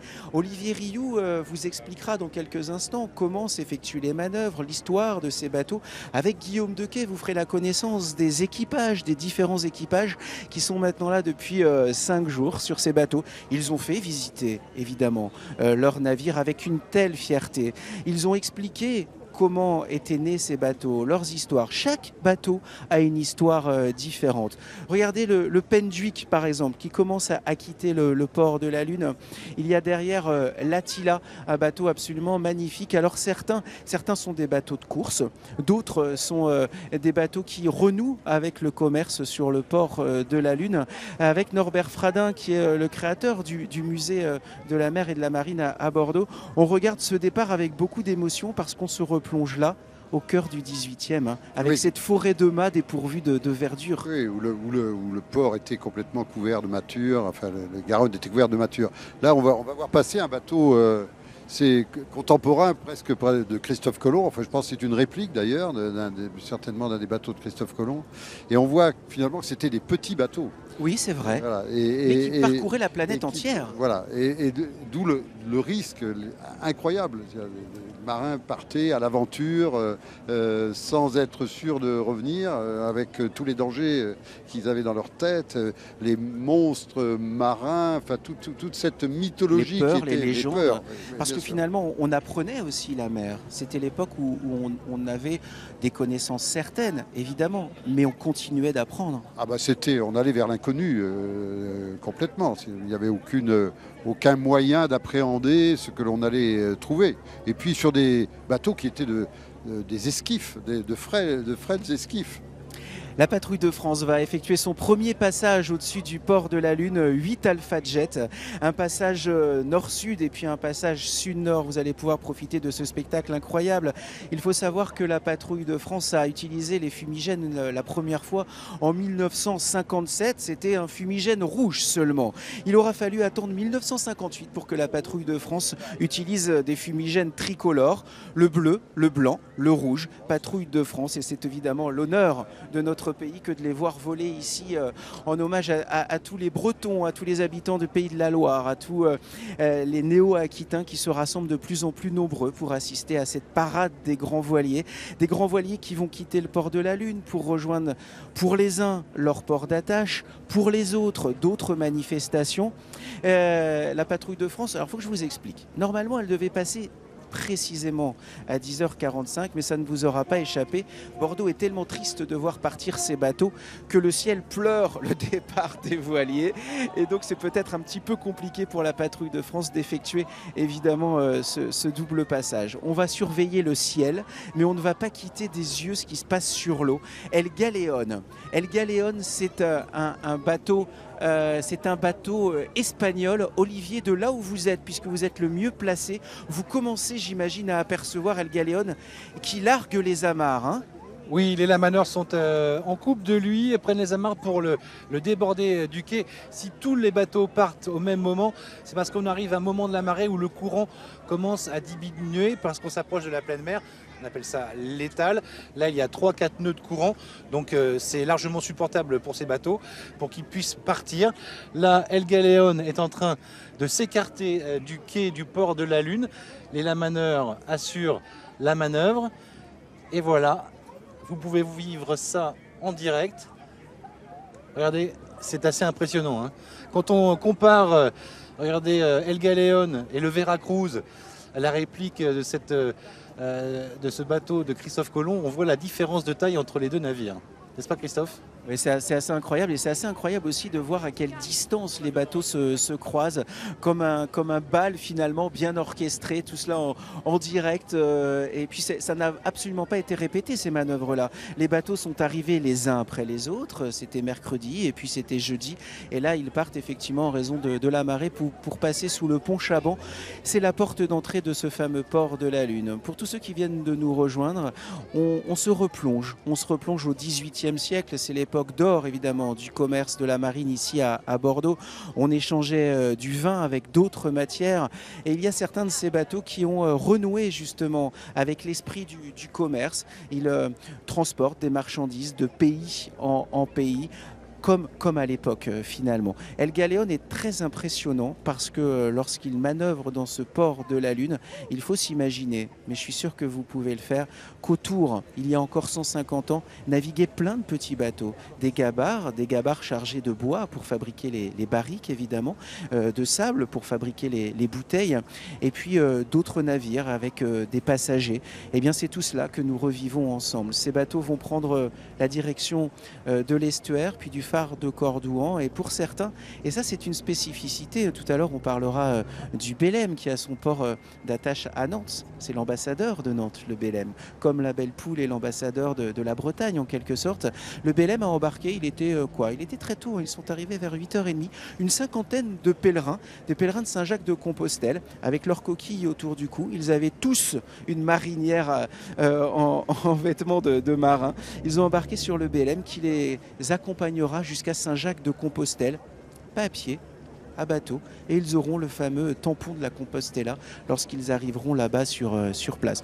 Le Belém ne part pas tout de suite, c'est l'un des derniers grands bateaux qui va partir, mais déjà au loin va franchir le pont Chaban, l'étoile du roi, oui c'est ça, c'est l'étoile du roi, une réplique achevée en 1997. Et puis le Penduic, c'est le Penduic 6 qui reprendra bientôt la mer avec la fille d'Éric Tabarly qui a formé tant et tant de marins, longe de tout près les autres bateaux, les quais, certaines cloches et certaines sirènes commencent à retentir. Guillaume, c'est un très beau spectacle que nous vivons actuellement en direct, c'est la première fois que Bordeaux vit un événement comme ça. Absolument, et vous parliez du Belém, de cet étendard français. Écoutez, il est juste derrière nous et je suis en compagnie de Jean Ménard. Vous avez été à bord, vous avez navigué ici. Quelle était votre fonction? J'étais actuellement charpentier à bord du Belém. Donc je faisais les travaux de réparation, agencement. Vu que c'est une coque acier, on fait plutôt tout ce qui est agencement. Vu qu'on a du murisier, du bois assez noble. Vu que c'est un navire quand même qui a 120 ans, qui a une sacrée histoire. Donc j'ai travaillé 2 ans sur ce navire. Et vous l'avez quitté pour aller sur un tonnier. Le tonnier biche, donc c'est l'ancien dernier tonnier à voile de Groix. D'ailleurs, on dit le biche, on ne dit pas la biche. Voilà, Expliquez-nous pourquoi. on le dit le biche parce qu'en fait, le bateau a été construit pour Ange Stéphane, dit Ange Biche, donc ça avait été à peu près son surnom. En groisillon, en langage groisillon, ça veut dire en patois groisillon, ça veut dire le malin, un peu le fourbe. Donc voilà. Alors, c'est un tonnier. Il faut savoir que des modèles comme celui-là, il y en a eu beaucoup. C'était un modèle très répandu pour la pêche au thon dans le golfe de Gascogne. Hein. Oui, voilà. Donc le thon, en fait, beaucoup d'îles comme l'île Dieu et Groix vivaient de la pêche au thon. Toute l'île était rassemblée vers cette pêche au thon. Donc Biche est une des dernières générations de tonniers qui a existé et vraiment est le navire le plus complexe qu'on peut avoir parmi les tonniers à voile. Donc des bateaux comme ça, il y en avait à peu près 400 voire 500 dans le port de Groix. Et il a été restauré, ça a été compliqué? Oui, donc voilà, ça a été très compliqué. Après, donc, il est devenu groisillon, donc il a fait des saisons de pêche. Il est devenu belge pour faire dortoir pour une école de voile. Il est devenu anglais. Puis après, il a été racheté par le musée de Douarnenez. Manque de subvention parce que ça coûte cher d'entretenir un navire.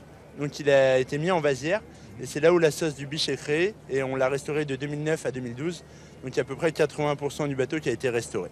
Et vous partez à nouveau à la pêche au thon avec lui, vous y tenez, il est rénové, c'était un tonnier, vous partez à la pêche au thon pour qu'il continue sa vie de tonnier? Oui, voilà, c'est le but premier de l'association, c'est reproduire la pêche au thon avec ce navire à l'ancienne. Alors, vous le voyez, le Belém derrière nous est en train de larguer les amarres. Quasiment le bateau suivant, j'exagère un tout petit peu, mais à 3 ou 4 bateaux derrière, il y a le Biche, le bateau sur lequel Jean Ménard est attendu. Il va donc nous quitter tout de suite. Ouais, le Belém, on ira voir tout à l'heure aussi ses travaux de restauration. C'est un bateau qui doit son nom au port de commerce au Brésil, Belém.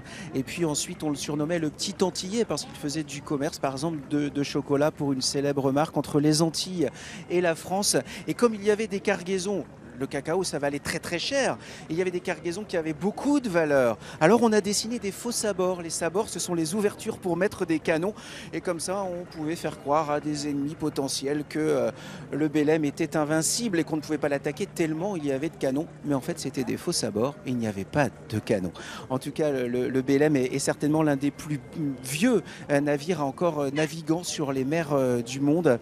C'est toujours un événement de voir des bateaux aussi vieux venir ici, aussi ancien venir ici, Norbert Fradin. Oui, puis là on a vraiment l'exemple de presque 4 siècles de navigation de bateaux, hein, depuis Galéon ou Veracruz jusqu'au Runabout que l'on voit ici. Et le Penduxis. Voilà, absolument, tout à fait. Donc c'est vraiment un très beau spectacle.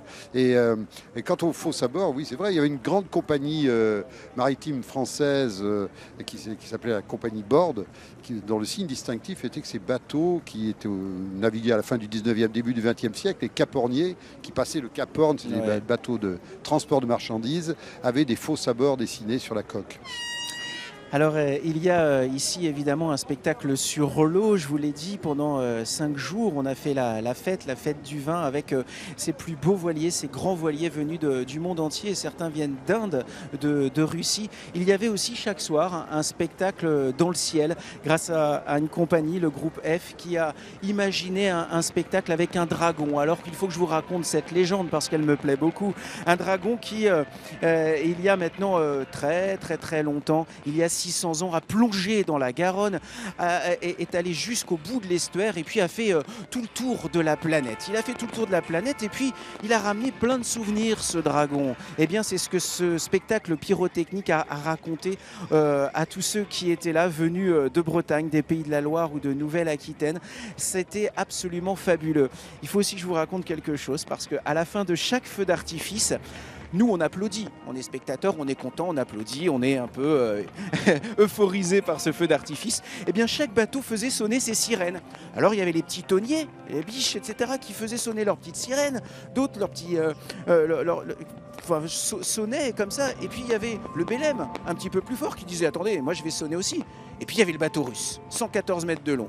Et là, je peux vous dire que le bateau russe faisait trembler toutes les façades. Et il y avait une espèce de concours. Alors comme hier soir, c'était le dernier soir, tous les bateaux ont lâché les sirènes et faisaient un concours de sirènes qui ont fait vibrer ces fameuses façades. Des façades qui aujourd'hui encore, Olivier Delteil, vous êtes guide conférencier, racontent l'histoire, l'imbrication du commerce, du fleuve et de la ville. Tout à fait. Olivier, je vous quitte parce qu'on rejoint tout de suite Olivier qui est sur l'eau pour le départ du Bélem. Oui, vous entendez, Christophe, comment le Bélem fait sonner ses cornes de brume. Juste une anecdote, parce que ces bateaux ont des histoires incroyables. Le Bélem, vous l'avez dit, a 120 ans et il a échappé par miracle au feu de l'éruption du volcan Saint-Pierre en Martinique. Et c'est un coup du sort qu'il échappait à cette éruption volcanique, parce que quand il est arrivé dans la baie de Saint-Pierre, c'est un bateau anglais qui avait pris sa place au mouillage. Le commandant du Bélem a dit pas de problème, le fair play français aussi, ça existe, je vous laisse mon mouillage, on va aller jeter l'ancre un peu plus loin. Et c'est pour ça que ce bateau, le Bélem, a échappé à l'éruption du volcan de Saint-Pierre à la Martinique. C'est une histoire incroyable. Vous imaginez tous ces bateaux qui sont en train de partir, ça nous replonge vraiment dans une époque lointaine. Et à l'époque, ces bateaux-là n'avaient pas de moteur, ils partaient à la voile. C'est ça qu'il faut savoir, ça devait être impressionnant. Carrément. Et je suis à côté de Norbert Fradin et qui me dit c'est toujours émouvant de voir arriver le Bélem, mais le voir partir, c'est encore plus émouvant. Oui, c'est vrai. D'abord, c'est une gageure de faire naviguer tous ces grands bateaux. Tellement. Que ce soit le Bélem, l'Hermione et l'ensemble. Ça nécessite un effort considérable de la part des associations qui s'en occupent, trouver les financements. C'est du patrimoine. L'organisation. Et le patrimoine coûte, contrairement à ce qu'on pourrait penser. Oh oui, et du coup, venir ici assister, c'est soutenir évidemment le patrimoine maritime. Messieurs, dames, bonjour. On est à côté, comme ça, depuis 10 minutes de vous et je vous vois prendre des photos. Tout à l'heure, je disais qu'on est là pour se fabriquer des souvenirs ensemble. Est-ce que vous êtes d'accord avec ça, madame ? Oui, je suis tout à fait d'accord. C'est pour votre petit-fils que vous prenez des photos ? Oui, voilà. Il est où, votre petit-fils ? Il est à la crèche, il a 3 ans. Il est à la crèche, mais comme ça, vous pourrez lui raconter de beaux souvenirs. Bonjour, madame. Vous êtes là, accrochée à la barrière, en train de regarder ces bateaux. Je vais me mettre sous votre parapluie, vous voulez bien ? On va passer un petit moment ensemble. Vous avez vu ces bateaux amarrés, vous les voyez partir. On est en train de parler d'émotion depuis le début. Est-ce que c'est ce que vous ressentez, madame ? C'est très émouvant, je trouve, effectivement. Est-ce qu'il y a un bateau qui retient plus votre attention qu'un autre ? Alors, j'ai pas vu le bateau russe. Il était là, cette fois-ci ? Oui, il était là. Vous voulez que je vous en parle ? Il est parti. Je vais vous parler du bateau russe, tiens. il y a quelques années le bateau russe et le bateau mexicain qui arrivaient avec les marins sur les mâts. C'était absolument sensationnel comme spectacle. C'est toujours un spectacle incroyable, hein. D'ailleurs, le bateau russe, je vais vous raconter. En fait, il est parti ce matin le premier pour des raisons de marée, parce qu'il mesure 114 mètres de long. C'est un bateau qui a été construit en Allemagne et qui a été donné à la Russie en réparation de préjudices de guerre. La Russie l'a rebaptisé. Aujourd'hui, il porte haut les couleurs de la Russie. Il était là depuis le début et je peux vous dire que les marins russes étaient très fiers de montrer leur puissance. Ils étaient très fiers de montrer ce grand bateau de 114 mètres de long avec des mâts incroyables. Et lorsqu'il est parti ce matin, il n'y avait quasiment personne sur les quais. Il fallait que la marée soit au plus bas pour qu'il puisse passer sous le fameux pont Chaban-Delmas. Il a gagné l'estuaire alors qu'il est peut-être pas très loin du phare de Cordouan. Il va gagner la haute mer et il manquait quelques dizaines de centimètres en fait pour qu'il ne touche le tablier.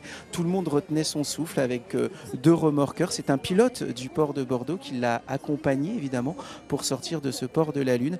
Il y avait encore le silence, il n'y avait pas encore autant de public et le bateau russe est parti presque sur la pointe des pieds. Lui qui a fait, je vous l'ai dit, beaucoup de bruit chaque soir avec ses cornes. Vous les avez entendus? Oui. Je mens pas quand je dis que c'est impressionnant. Ah oui, c'est très impressionnant. C'est vraiment... Vibrer avec le bateau. C'est extraordinaire comme spectacle. C'est exactement ça. Profitez de ce spectacle. Regardez, les bateaux partent avec cet alignement de marins. Et ça c'est la classe des marins. C'est la classe de la navigation.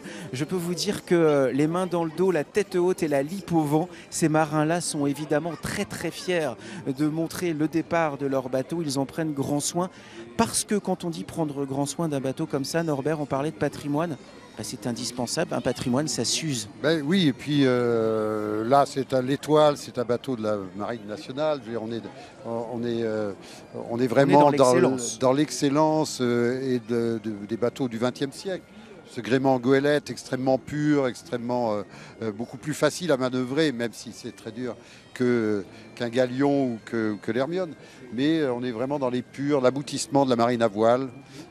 Voilà. Avec déjà presque près du pont Chaban, El Galéon. Alors ça, c'est un bateau absolument incroyable, très foncé, très peu coloré. Je peux vous dire que quand on croisait un bateau comme ça au large, on ne devait pas emmener... on devait pas être très fier. C'est l'archétype du bateau pirate. Hein. Ouais. Voilà, nous sommes presque dans l'image d'Épinal, de la piraterie. Voilà, exactement, exactement. Et puis derrière le BLM, une autre image de bateau. Et qui aurait pu imaginer que... un siècle et demi après la construction de ces bateaux, d'autres bateaux de croisière allaient accompagner ces bateaux pour la sortie du port de la Lune. Ils passent devant la façade des Chartrons. Les Chartrons, c'est un quartier de Bordeaux emblématique du négoce et du commerce du vin. C'est un quartier qui n'est pas mort puisqu'il y a encore, Olivier Delteil, du négoce dans le quartier des Chartrons. Oui, il y en a encore. Alors la grande période, c'est quand même, il est vrai, le 18e. Voilà, toujours l'âge d'or. Au 17e, on a déjà ici une forte implantation. Le faubourg s'est développé. Le nom, ça vient de Chartreux. Donc à la base, ça n'a rien à voir du tout avec le vin, à la base. Hein. Chartreux qui venait du Périgord, de Vauclair. Ils se réfugient. Alors, ils achètent quelques terrains en 1330. 1383, ils se réfugient pour échapper chez moi en Périgord à la guerre de 100 ans. Ils laisseront leurs souvenirs, mais très vite, ils seront remplacés par des gens qui sont dans le vin. Il faut savoir que les gens Bordeaux, qui sont dans le vin, il y a eu des influences, Olivier. Oui, l'influence anglaise, l'influence hollandaise. Oui, tout à fait. Alors justement, c'est la petite chose amusante. Les Chartrons se développent parce qu'il y a une ordonnance royale anglaise, justement, qui va imposer alors de tel lieu à tel lieu la vente du vin et de Bordeaux de préférence. C'est-à-dire que les Bordelais ont le droit de caser le vin avant tout le monde. Comme ça, on devient riche. Oui, c'est le but. Et surtout, on ne mélange pas le bon, on sépare le bon de l'ivraie. Autrement dit, le bon, c'est le vin de Bordeaux et l'ivraie, c'est celui qui n'est pas du ressort de Bordeaux. Conclusion, il faut le mettre ailleurs. On ne va pas le mettre dans la ville, évidemment. Donc on va commencer à le mettre au Chartron. Et là, évidemment, les chais, les habitations vont se développer. Alors, les Anglais, oui. Allez-y, les Anglais. Les Anglais, eux, après la guerre de 100 ans, ils n'ont pas vraiment le droit de citer, ça pose des petits soucis. Alors le commerce du vin bat un peu de l'aile. Donc on va voir revenir en premier les Hollandais puis les Allemands, en fait. Exactement. Voilà. Et ensuite, les autres reviendront, bien sûr. Mais il faut savoir que quand le négoce du vin existait aussi avec les bateaux, qui pour certains ressemblaient à ceux qui sont en train de quitter le port de la Lune, on négociait le vin dans des barriques, dans des fûts. La bouteille est arrivée bien plus tard. On l'a colorée avec de la houille pour qu'elle soit foncée, pour que le vin puisse se conserver. Et puis ensuite, on a mis ces bouteilles-là dans des caisses en bois. Et ça, c'était les Italiens qui avaient inventé les bouteilles en verre dans les caisses en vin pour que le vin se conserve beaucoup mieux. Et puis, il y a eu ici des grandes époques avec le French Claret, qui était un vin qui ne se conservait pas, qu'il fallait boire dans l'année. Et puis ensuite, le New French Claret. Alors ça, c'était encore une autre révolution du négoce ici. Tous les bateaux partent. Il en est un qui est parti bien avant tous les autres parce qu'il était pressé de rejoindre son port d'attache. Je veux bien sûr parler de l'Hermione. Vous connaissez tous l'Hermione. Elle passe de la Bretagne au Pays de la Loire en passant par la Nouvelle-Aquitaine. Elle est allée faire un petit tour en Méditerranée et juste avant son départ, Olivier Rioux, qui est encore sur l'eau, est allé passer quelques jours avec l'équipage pour faire connaissance avec le Bosco. Regardez le sourire de cet homme. C'est un homme heureux qui rend heureux. Vous vous souvenez du jeune gabier Aurélien dont le rêve était de jouer tout là-haut dans les mâts? Eh bien lui en bas sur le pont avec son bonnet rouge, toujours le nez en l'air, c'est son boss, le maître d'équipage. Donne du bon côté, tu vois, faut que le raquage et bigot soient équilibrés. Dans la marine, on l'appelle le Bosco, le chef d'orchestre en quelque sorte. Les premières formations ont commencé en mi-mai 2017, plus toute la préparation chantier pour tous ceux qui ont été formés, qui sont restés à Rochefort pendant 3-4 mois d'affilée pour entretenir le bateau, le préparer, pour au final qu'on sorte fin janvier 2018 et qu'en plus tout se passe bien et qu'on soit en avance, on ait une super météo, enfin, c'était une journée parfaite. 0 là-bas. La barre est à 0. Heureux de retrouver la mer, enfin. Après 18 mois d'inactivité, l'Hermione reprend du service. Et pour la remettre en ordre de marche, c'est quand même toute une histoire. Je vois que l'équipage n'a pas perdu la main, en fait. C'est extraordinaire parce qu'après 1 an et demi d'immobilisation, on voit que finalement les gens ont repris leurs réflexes et j'ai l'impression même qu'on gagne un peu de temps à chaque fois. Sur le pont, les manœuvres s'enchaînent comme si les gabiers n'avaient jamais quitté leur poste. Toujours sous la baguette de Stéphane, le dépositaire d'un savoir-faire qui perdure encore aujourd'hui. Il y a plein de manœuvres qui n'existaient plus, que personne ne manœuvrait plus depuis plus de 200 ans. Donc il a bien fallu les retrouver un petit peu dans les écrits d'abord pour le refaire correctement, et ensuite trouver les personnes qui pouvaient nous l'enseigner. Surtout, il fallait aussi bien apprendre, bien comprendre le fonctionnement pour pouvoir ensuite le transmettre correctement. Allez les gars, on se passe la drisse à la main, on se met sur la ligne. Manœuvrer l'Hermione demande des bras. 80 membres d'équipage pour hisser les 1200 mètres carrés de toile, tirer sur les 24 km de cordage de la frégate et grimper à plus de 40 mètres de hauteur, tout en haut des mâts. C'est bon, Félix! Tout ça sous la houlette de Stéphane, le Bosco de l'Hermione. Quel spectacle! Regardez ce spectacle incroyable, inoubliable, tous ces bateaux qui quittent le port de la Lune, les plus beaux, les plus grands voiliers du monde. L'Hermione est donc passée faire un petit coucou à Bordeaux. Olivier, forcément des souvenirs magnifiques, les hommes, le navire. Oui, un navire exceptionnel, Norbert Fradin le disait tout à l'heure. Cette réplique de la frégate de Lafayette, vous savez de combien de parties de bois, de bouts de bois, 400 000 morceaux de bois forment l'Hermione, c'est incroyable.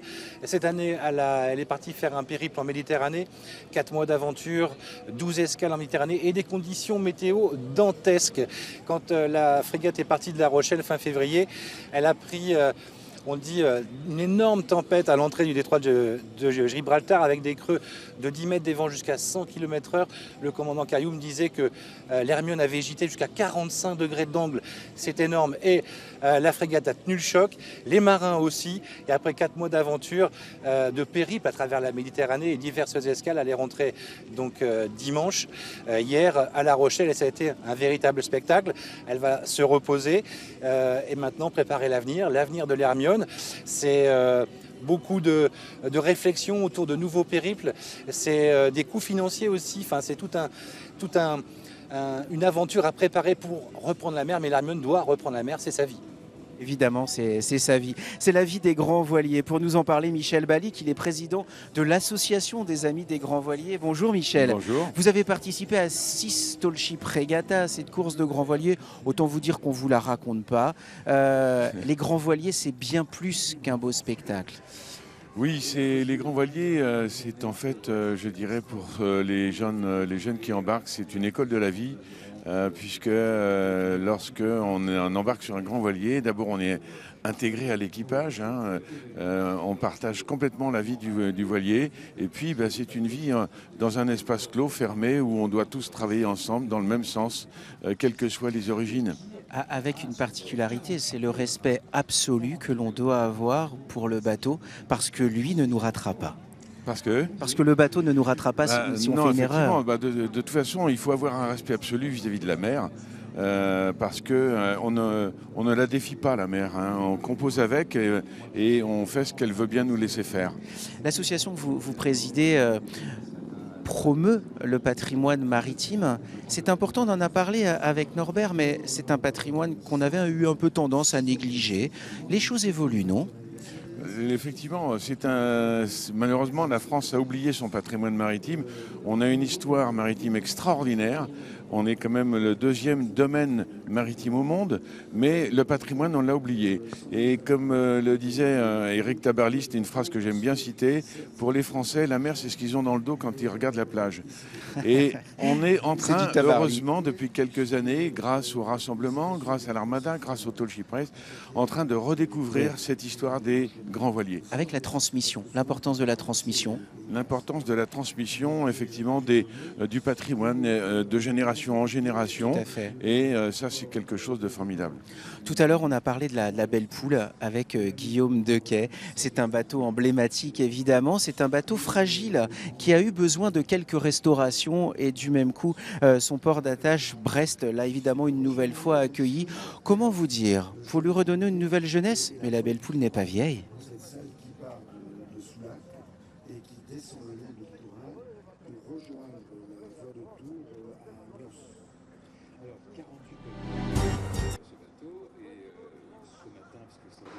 Au cœur de la base sous-marine, interdite aux personnes non autorisées par le ministère de la Défense, la goélette La Belle Poule, fleuron du patrimoine maritime de la Marine nationale, est livrée aux mains de charpentiers qui œuvrent depuis 3 mois à sa restauration. Les hommes de l'art remplacent les tambours, pièces maîtresses de la structure du navire. Une réalisation délicate sur un tel monument historique, une opération rarissime dans une vie de charpentier.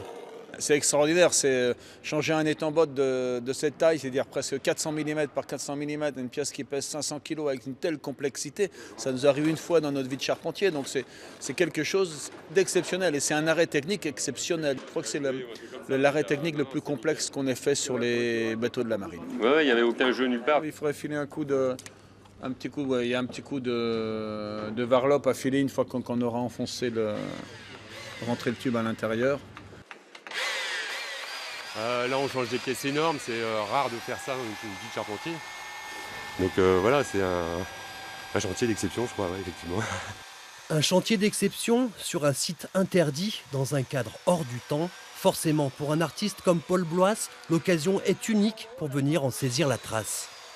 Parce que là, pendant que je suis en train de faire le crowbar, en fait, le mec, il a eu déjà 3-4 mouvements en un seul, quoi. On a affaire à quelque chose, à du vivant, quoi. C'est des métiers très sensuels. Hein. C'est lié au bois.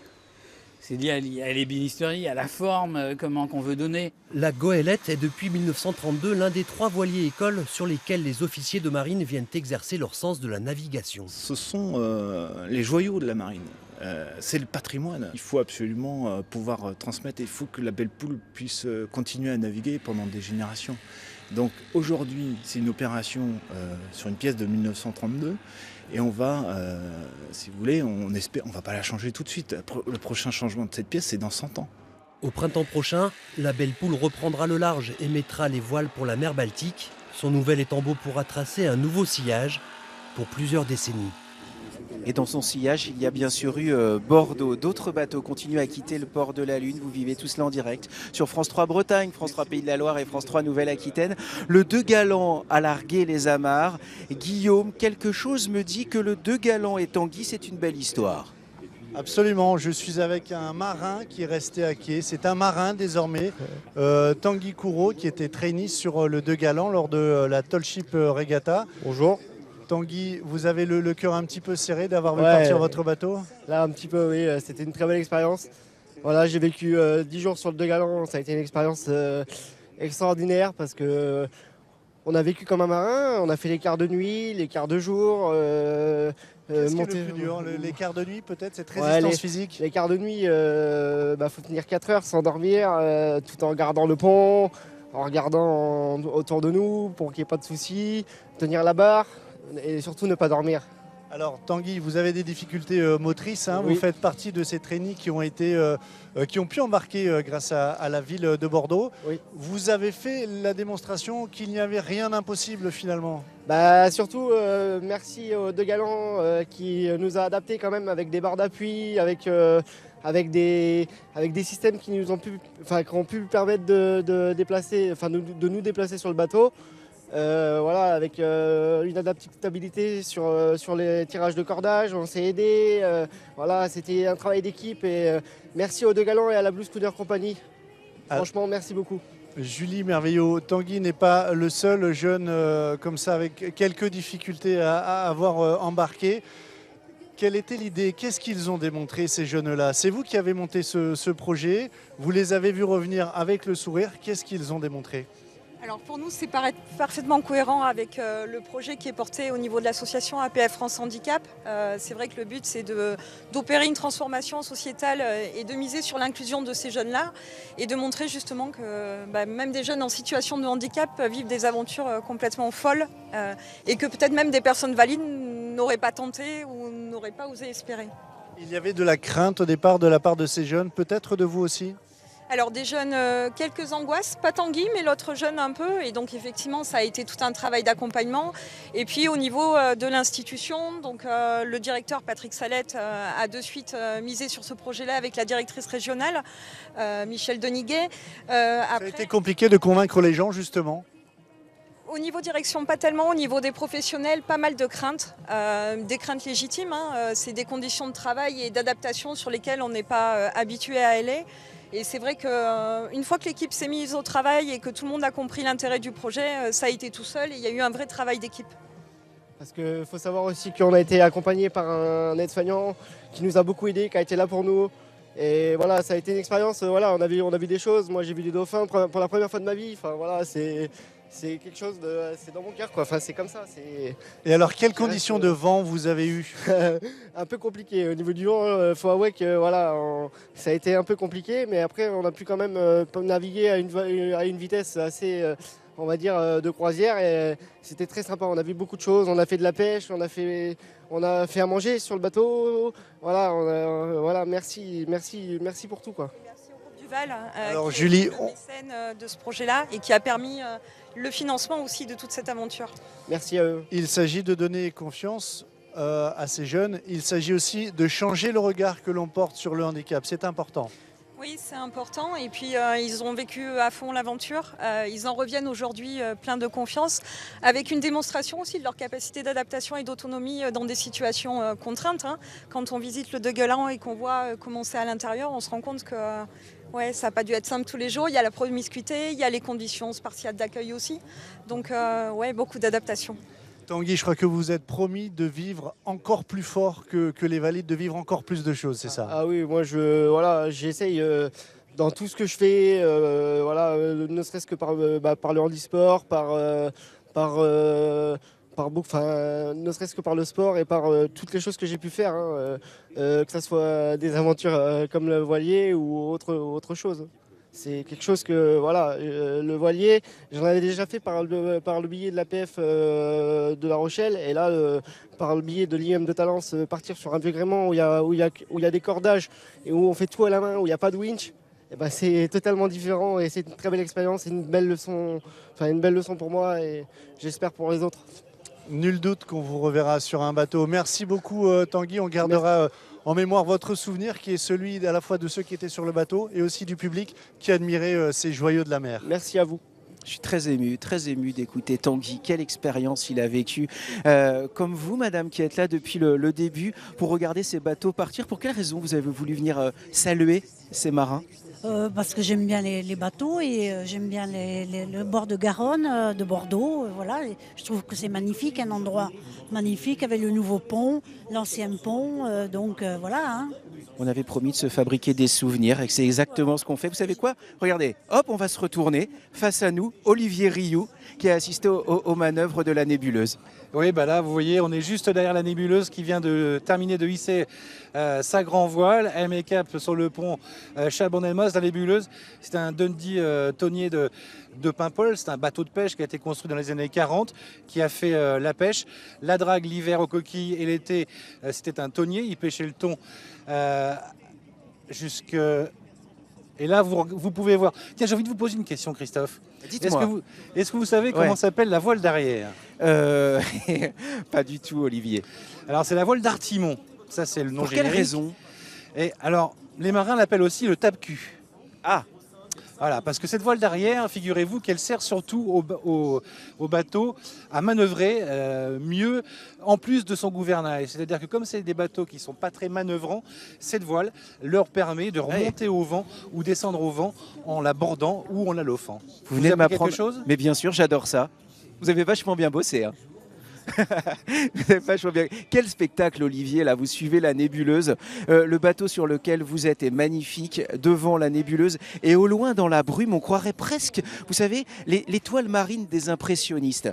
Regardez les mâts sous le pont Chaban, comme ça.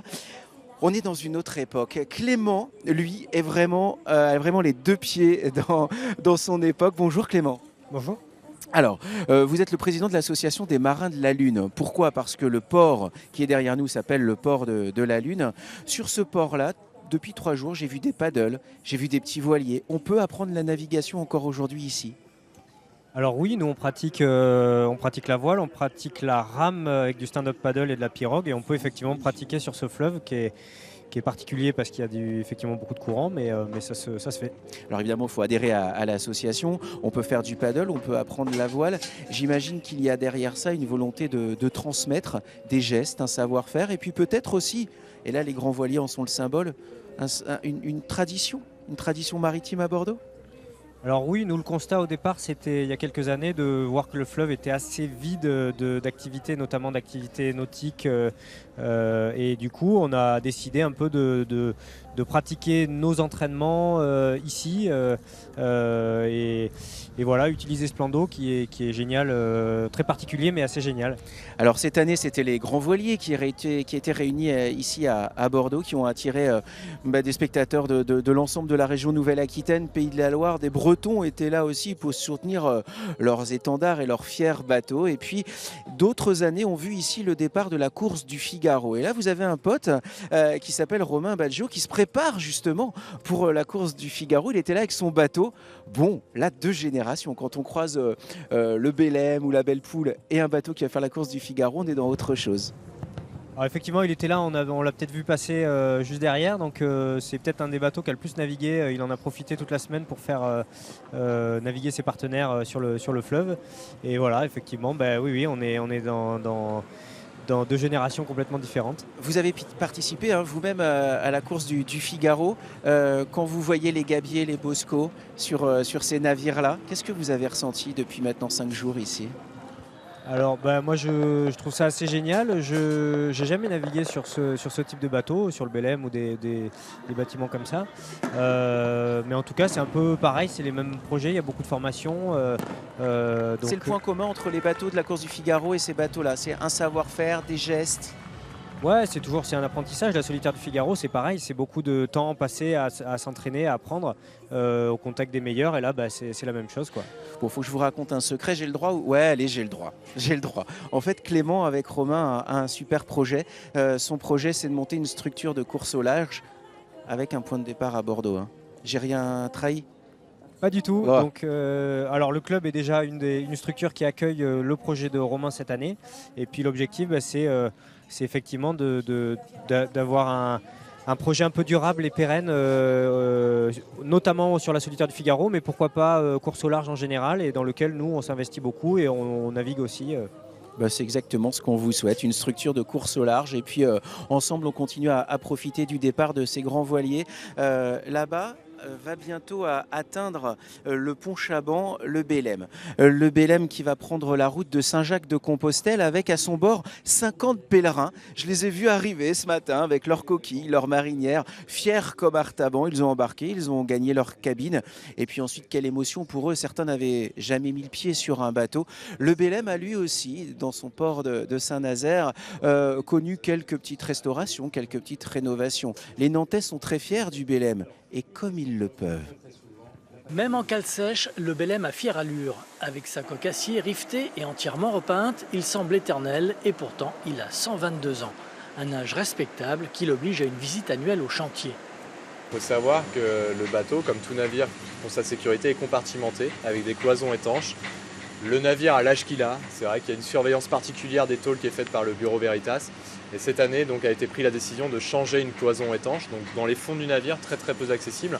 C'est pour ça ici qu'on a le soudeur qui est en train d'intervenir sur cette tôle à mettre en place. Pendant un mois, le 3 Mabarc à phare carré va subir une cure de jeunesse. Contrôle des radeaux de sécurité, rénovation du grand rouf et bien sûr, remise en état des 1200 mètres carrés de voilure. Cette année, on va commander un jeu de 4 voiles supplémentaires. Mais en fait, on recycle tout. C'est-à-dire que sur le Bélem, on va démonter les éléments qu'on peut réintégrer sur les voiles neuves, par exemple des margouillets comme ça ou des bandes de protection en cuir qui évitent le ragage, le frottement des voiles. Tous ces éléments-là, on les envoie aux voiliers pour faire une confection de voiles neuves. Et nous, ça nous permet de limiter nos coûts en réutilisant les parties d'accastillage des voiles qui sont au rebut. Tout s'effectue sous l'étroite surveillance de son médecin de famille, la compagnie maritime nantaise, mais aussi du bureau Veritas et des affaires maritimes. Pas question de commettre d'impair pour le réparateur naval. Alors, on a des risques aujourd'hui sur ces bateaux-là de feu, parce qu'il y a beaucoup de boiseries. Et aujourd'hui, c'est des bateaux qui sont quand même assez confinés dans la machine, parce que c'est des bateaux qui datent de 1895 pour celui-ci. Donc aujourd'hui, les accès ne sont pas faciles. Donc tout ce qui est feu et tout ce qui est asphyxie quand on soude et quand on découpe au chalumeau. En 30 ans, le navire École a fait naviguer plus de 35 000 personnes. Il est l'un des plus célèbres ambassadeurs de Nantes, puisque c'est au chantier du Bijon qu'il a été construit en 1896. Quelle histoire que ce bateau. Qui ne connaît pas le Bélem, qui vient de quitter, qui vient de larguer les amarres et qui va bientôt passer sous le pont Chaban. Bon, c'est un habitué, c'est certainement le plus fidèle de Bordeaux. Norbert, quand le Bélem arrive ici, c'est toujours un événement. Des bateaux comme ceux-là, vous leur rendez hommage évidemment dans le futur musée de la mer et de la marine. Je voudrais qu'on parle de commerce, un commerce un peu particulier, puisque si Bordeaux a fait sa richesse grâce au négoce du vin, il est un autre commerce plus sombre, le commerce triangulaire. Vous lui avez consacré une exposition dans ce musée. Oui, on oublie souvent que la mer, la marine, c'est souvent idéalisé. On a envie de voir le bon côté des choses. Et puis à la face, le côté sombre, si j'ose dire, de tout ça. Et bien sûr, l'esclavage est un de ses côtés. Il y avait une émission d'ailleurs qui a été tournée, un plateau qui a été tourné à l'intérieur du musée il y a quelques temps avec plusieurs invités, avec Christiane Taubira, Jean-Marc Ayrault et des historiens. Et donc oui, je dirais que la façon dont on va traiter l'esclavage et l'esclavagisme dans le musée doit aussi être tournée vers le présent. On oublie aussi souvent qu'aujourd'hui encore, il y a dans le monde une multitude de peuples qui subissent l'esclavage des jeunes, des enfants, des adultes. Et je crois que la leçon du passé doit servir à ce qui existe pour essayer de réagir contre ce qui existe aujourd'hui. Il y a un écho, en tout cas, à ce que l'on vit aujourd'hui dans notre société, évidemment. Et comment faire cette impasse-là, puisque des villes comme Nantes, comme Bordeaux, ont aussi fait leur richesse en un mot, Olivier, à cause ou grâce à ce commerce triangulaire. Alors, la première trace d'esclavage, enfin, du trafic sur les côtes africaines en France, véritablement, c'est au XVIe. Ce n'est pas Bordeaux, mais bon, on peut penser que c'était déjà un montage financier, évidemment. Et Bordeaux, lui, la ville, va vraiment se lancer à fond à partir de la décennie 1740. C'est là où vraiment elle commence à rattraper son retard. Alors les Bordelais, ils étaient critiqués parce que justement, les ministres de la Marine trouvaient que ils ne prenaient pas trop de risques, ils ne voulaient pas se lancer dans la grande aventure. Ils ont refusé de participer au financement de la Compagnie des Indes. Alors ça n'a pas plu beaucoup au roi. Colbert trouvait les Bordelais un peu tièdes. Ils étaient fixés sur leurs anciens commerces. Alors le vin, évidemment, en grande majorité, mais aussi tout ce qui venait de l'intérieur. Voilà, c'est ça, en raison du port et de l'emplacement stratégique du lieu. La puissance de Bordeaux. Tout à fait, c'était le but. Et puis surtout, ils avaient quelque chose de fantastique, c'est qu'ils avaient capté près de 60% de colonial français en direct. Autrement dit, l'esclavage, ça les intéressait quand c'était très très très très très rentable, et après, ils bottaient en touche, pour rester poli. Et puis ensuite, on continue à en parler. Et c'est ça, évidemment, toute la richesse, tout l'intérêt d'un musée comme le futur musée de la mer et de la marine à Bordeaux. Vous l'avez compris, il n'est pas une ville qui n'a connu de commerce lorsqu'il y a une rivière comme celle-ci qui longe ses façades. C'est ce l'on partage avec vous maintenant depuis plusieurs heures sur France 3 Bretagne, France 3 Pays de la Loire et France 3 Nouvelle-Aquitaine. Il est un marin emblématique, symbolique de la marine française. Je veux bien sûr parler d'Éric Tabarly.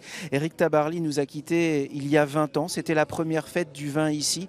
Nous venions de devenir champions du monde. C'était un 13 juin. Il était à bord de son Penwick et dans la mer d'Irlande, il est tombé. Il faut savoir qu'Éric Tabarly a formé bon nombre de marins. Ses héritiers sont partout dans le monde, mais il en est quelques-uns qui sont des héritiers aquitains. Voyez ce reportage de Guillaume Dequet. Quand Penwick 2 pointe son étrave dans la baie de Newport en 1964, Éric Tabarly, privé de radio, ignore qu'il est en tête de la Transat anglaise. À la surprise générale, cet officier de marine inconnu du grand public dame le pion aux marins de Sa Majesté qui régnait alors en maître sur les mers du monde. La légende était née. J'étais pas très optimiste, je m'attendais à tout. Bon, j'ai eu la surprise d'apprendre que j'étais premier. Largement devant. Oui, très largement, oui. Non, j'ai pas de passeport, puisque à chaque fois que je suis venu avec des bateaux de guerre en Amérique, je suis venu sans passeport. Le Breton a rendu sa fierté à toute une nation. Le général de Gaulle ne s'y trompe pas. Le lieutenant de vaisseau Tabarly est fait chevalier de la Légion d'honneur. Je suis heureux de vous voir à la fin des fins et de vous féliciter de tout mon cœur. Merci mon général. C'était magnifique, tout le monde a admiré ça. Éric Tabarly enchaîne alors les victoires et les records. Taiseux, discret, le marin marque à jamais l'histoire de la course au large en solitaire. Mais le pionnier aime transmettre aussi. À son bord va se succéder une génération de skippers. Titouan Lamazou effectue son service militaire en 1977 sur Penwick 6. La traversée du Pacifique va durer 2 ans. Pour les gens qui veulent faire leur service à bord de Penwick, il vaut mieux qu'ils soient recommandés par un ami d'Éric plutôt que d'avoir des fortes connaissances en voile. L'étudiant aux Beaux-Arts, futur vainqueur du premier Vendée Globe, va même illustrer un guide de manœuvre avec le maître. On s'est échoué quand même très salement. On s'est retrouvé avec le bateau sur la plage quasiment. On avait de l'eau jusque-là. Voilà. Donc on était vraiment échoués. Et ça a permis d'illustrer une des pages du guide de manœuvre que je réalisais à l'époque avec lui, le déséchouage d'une plage.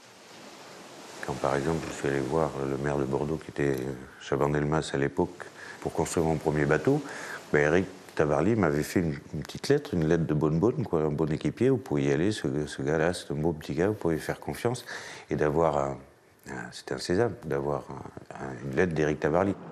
Éric Tabarly n'était pas qu'un formidable marin, c'était aussi un inventeur passionné. Il est l'un des tout premiers en France à s'intéresser aux multicoques. Sa route devait inévitablement croiser celle d'Yves Parlier. L'Arcachonnais, ingénieur de formation, l'embarque à bord d'Aquitaine Innovation en 1997 pour la Transat Jacques Vabre. Nous, on a beaucoup de choses à se raconter. Sur un sujet comme le bateau, je crois qu'on sera très bavards tous les deux. 20 ans après, Yves Parlier se souvient de ces discussions et de l'apport de Tabarly à la voile moderne. Tous les bateaux qu'il a fait à partir du Penwick 2 ont été des petites révolutions, voire des grandes révolutions dans la façon de pratiquer la voile.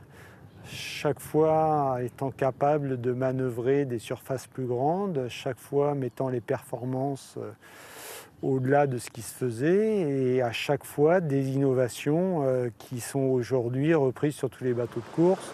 Avec Parlier une dernière fois, Éric Tabarly éclabousse de son talent la course au large.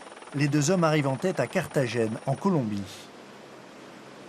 Quand il attaque une manœuvre, il n'y a jamais une faute. Il pense à tout. Et puis, c'est son milieu, quoi. La mer, il est vraiment en symbiose complète avec l'élément. C'est peut-être fini pour moi, oui. Vous dites toujours ça?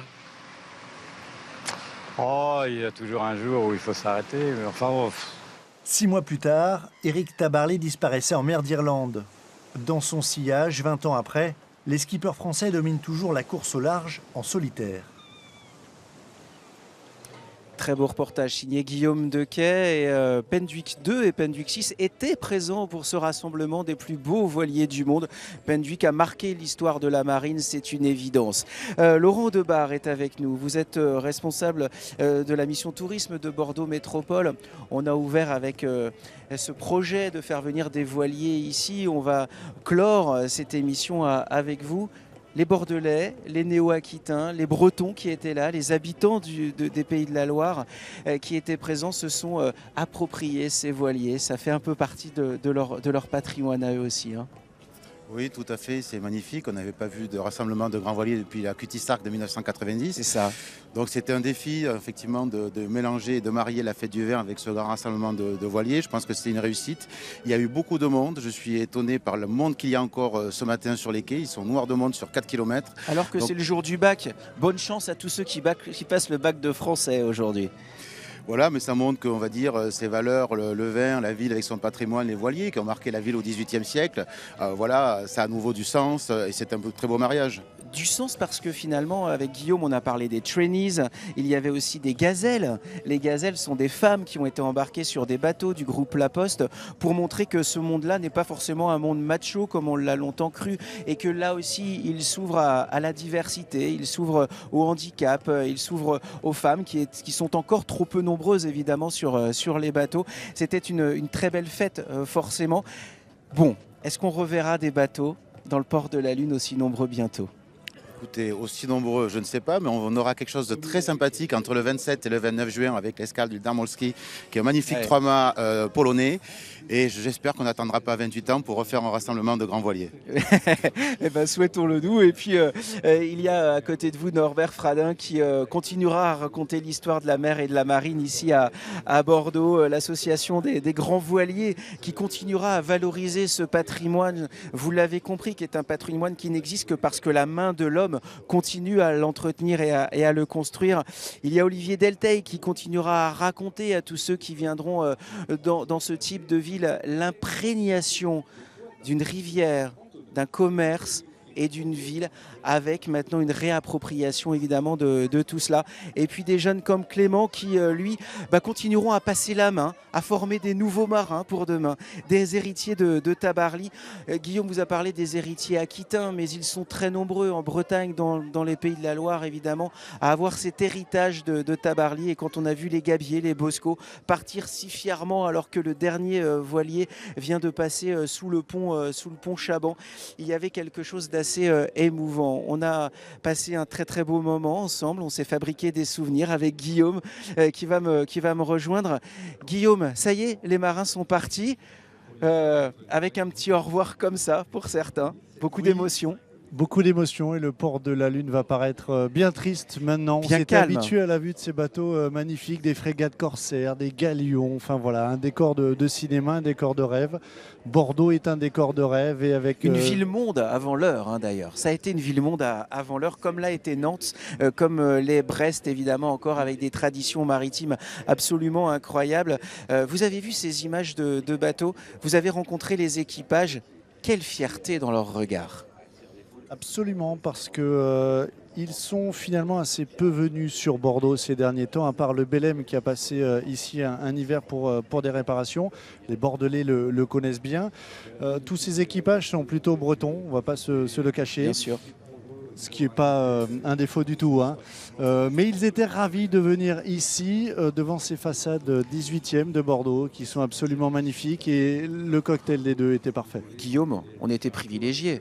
On était sur les quais. Absolument. Il en est qui s'est bien trempé. Hein. J'ai même eu la chance d'être sur l'eau aussi. J'ai remonté remonté la Garonne avec eux. Donc voilà, j'ai eu tous les plaisirs. Oui, mais bien sûr. Olivier a débarqué. Olivier Rioux va nous rejoindre pour clore cette émission. C'est pour moi l'occasion évidemment de remercier Olivier et Guillaume pour leur connaissance, leur savoir-faire. C'était absolument passionnant de vous écouter tous les deux. Remercier Franck Chaudemanche à la réalisation, les équipes techniques, toutes les équipes techniques qui ont fait un travail remarquable.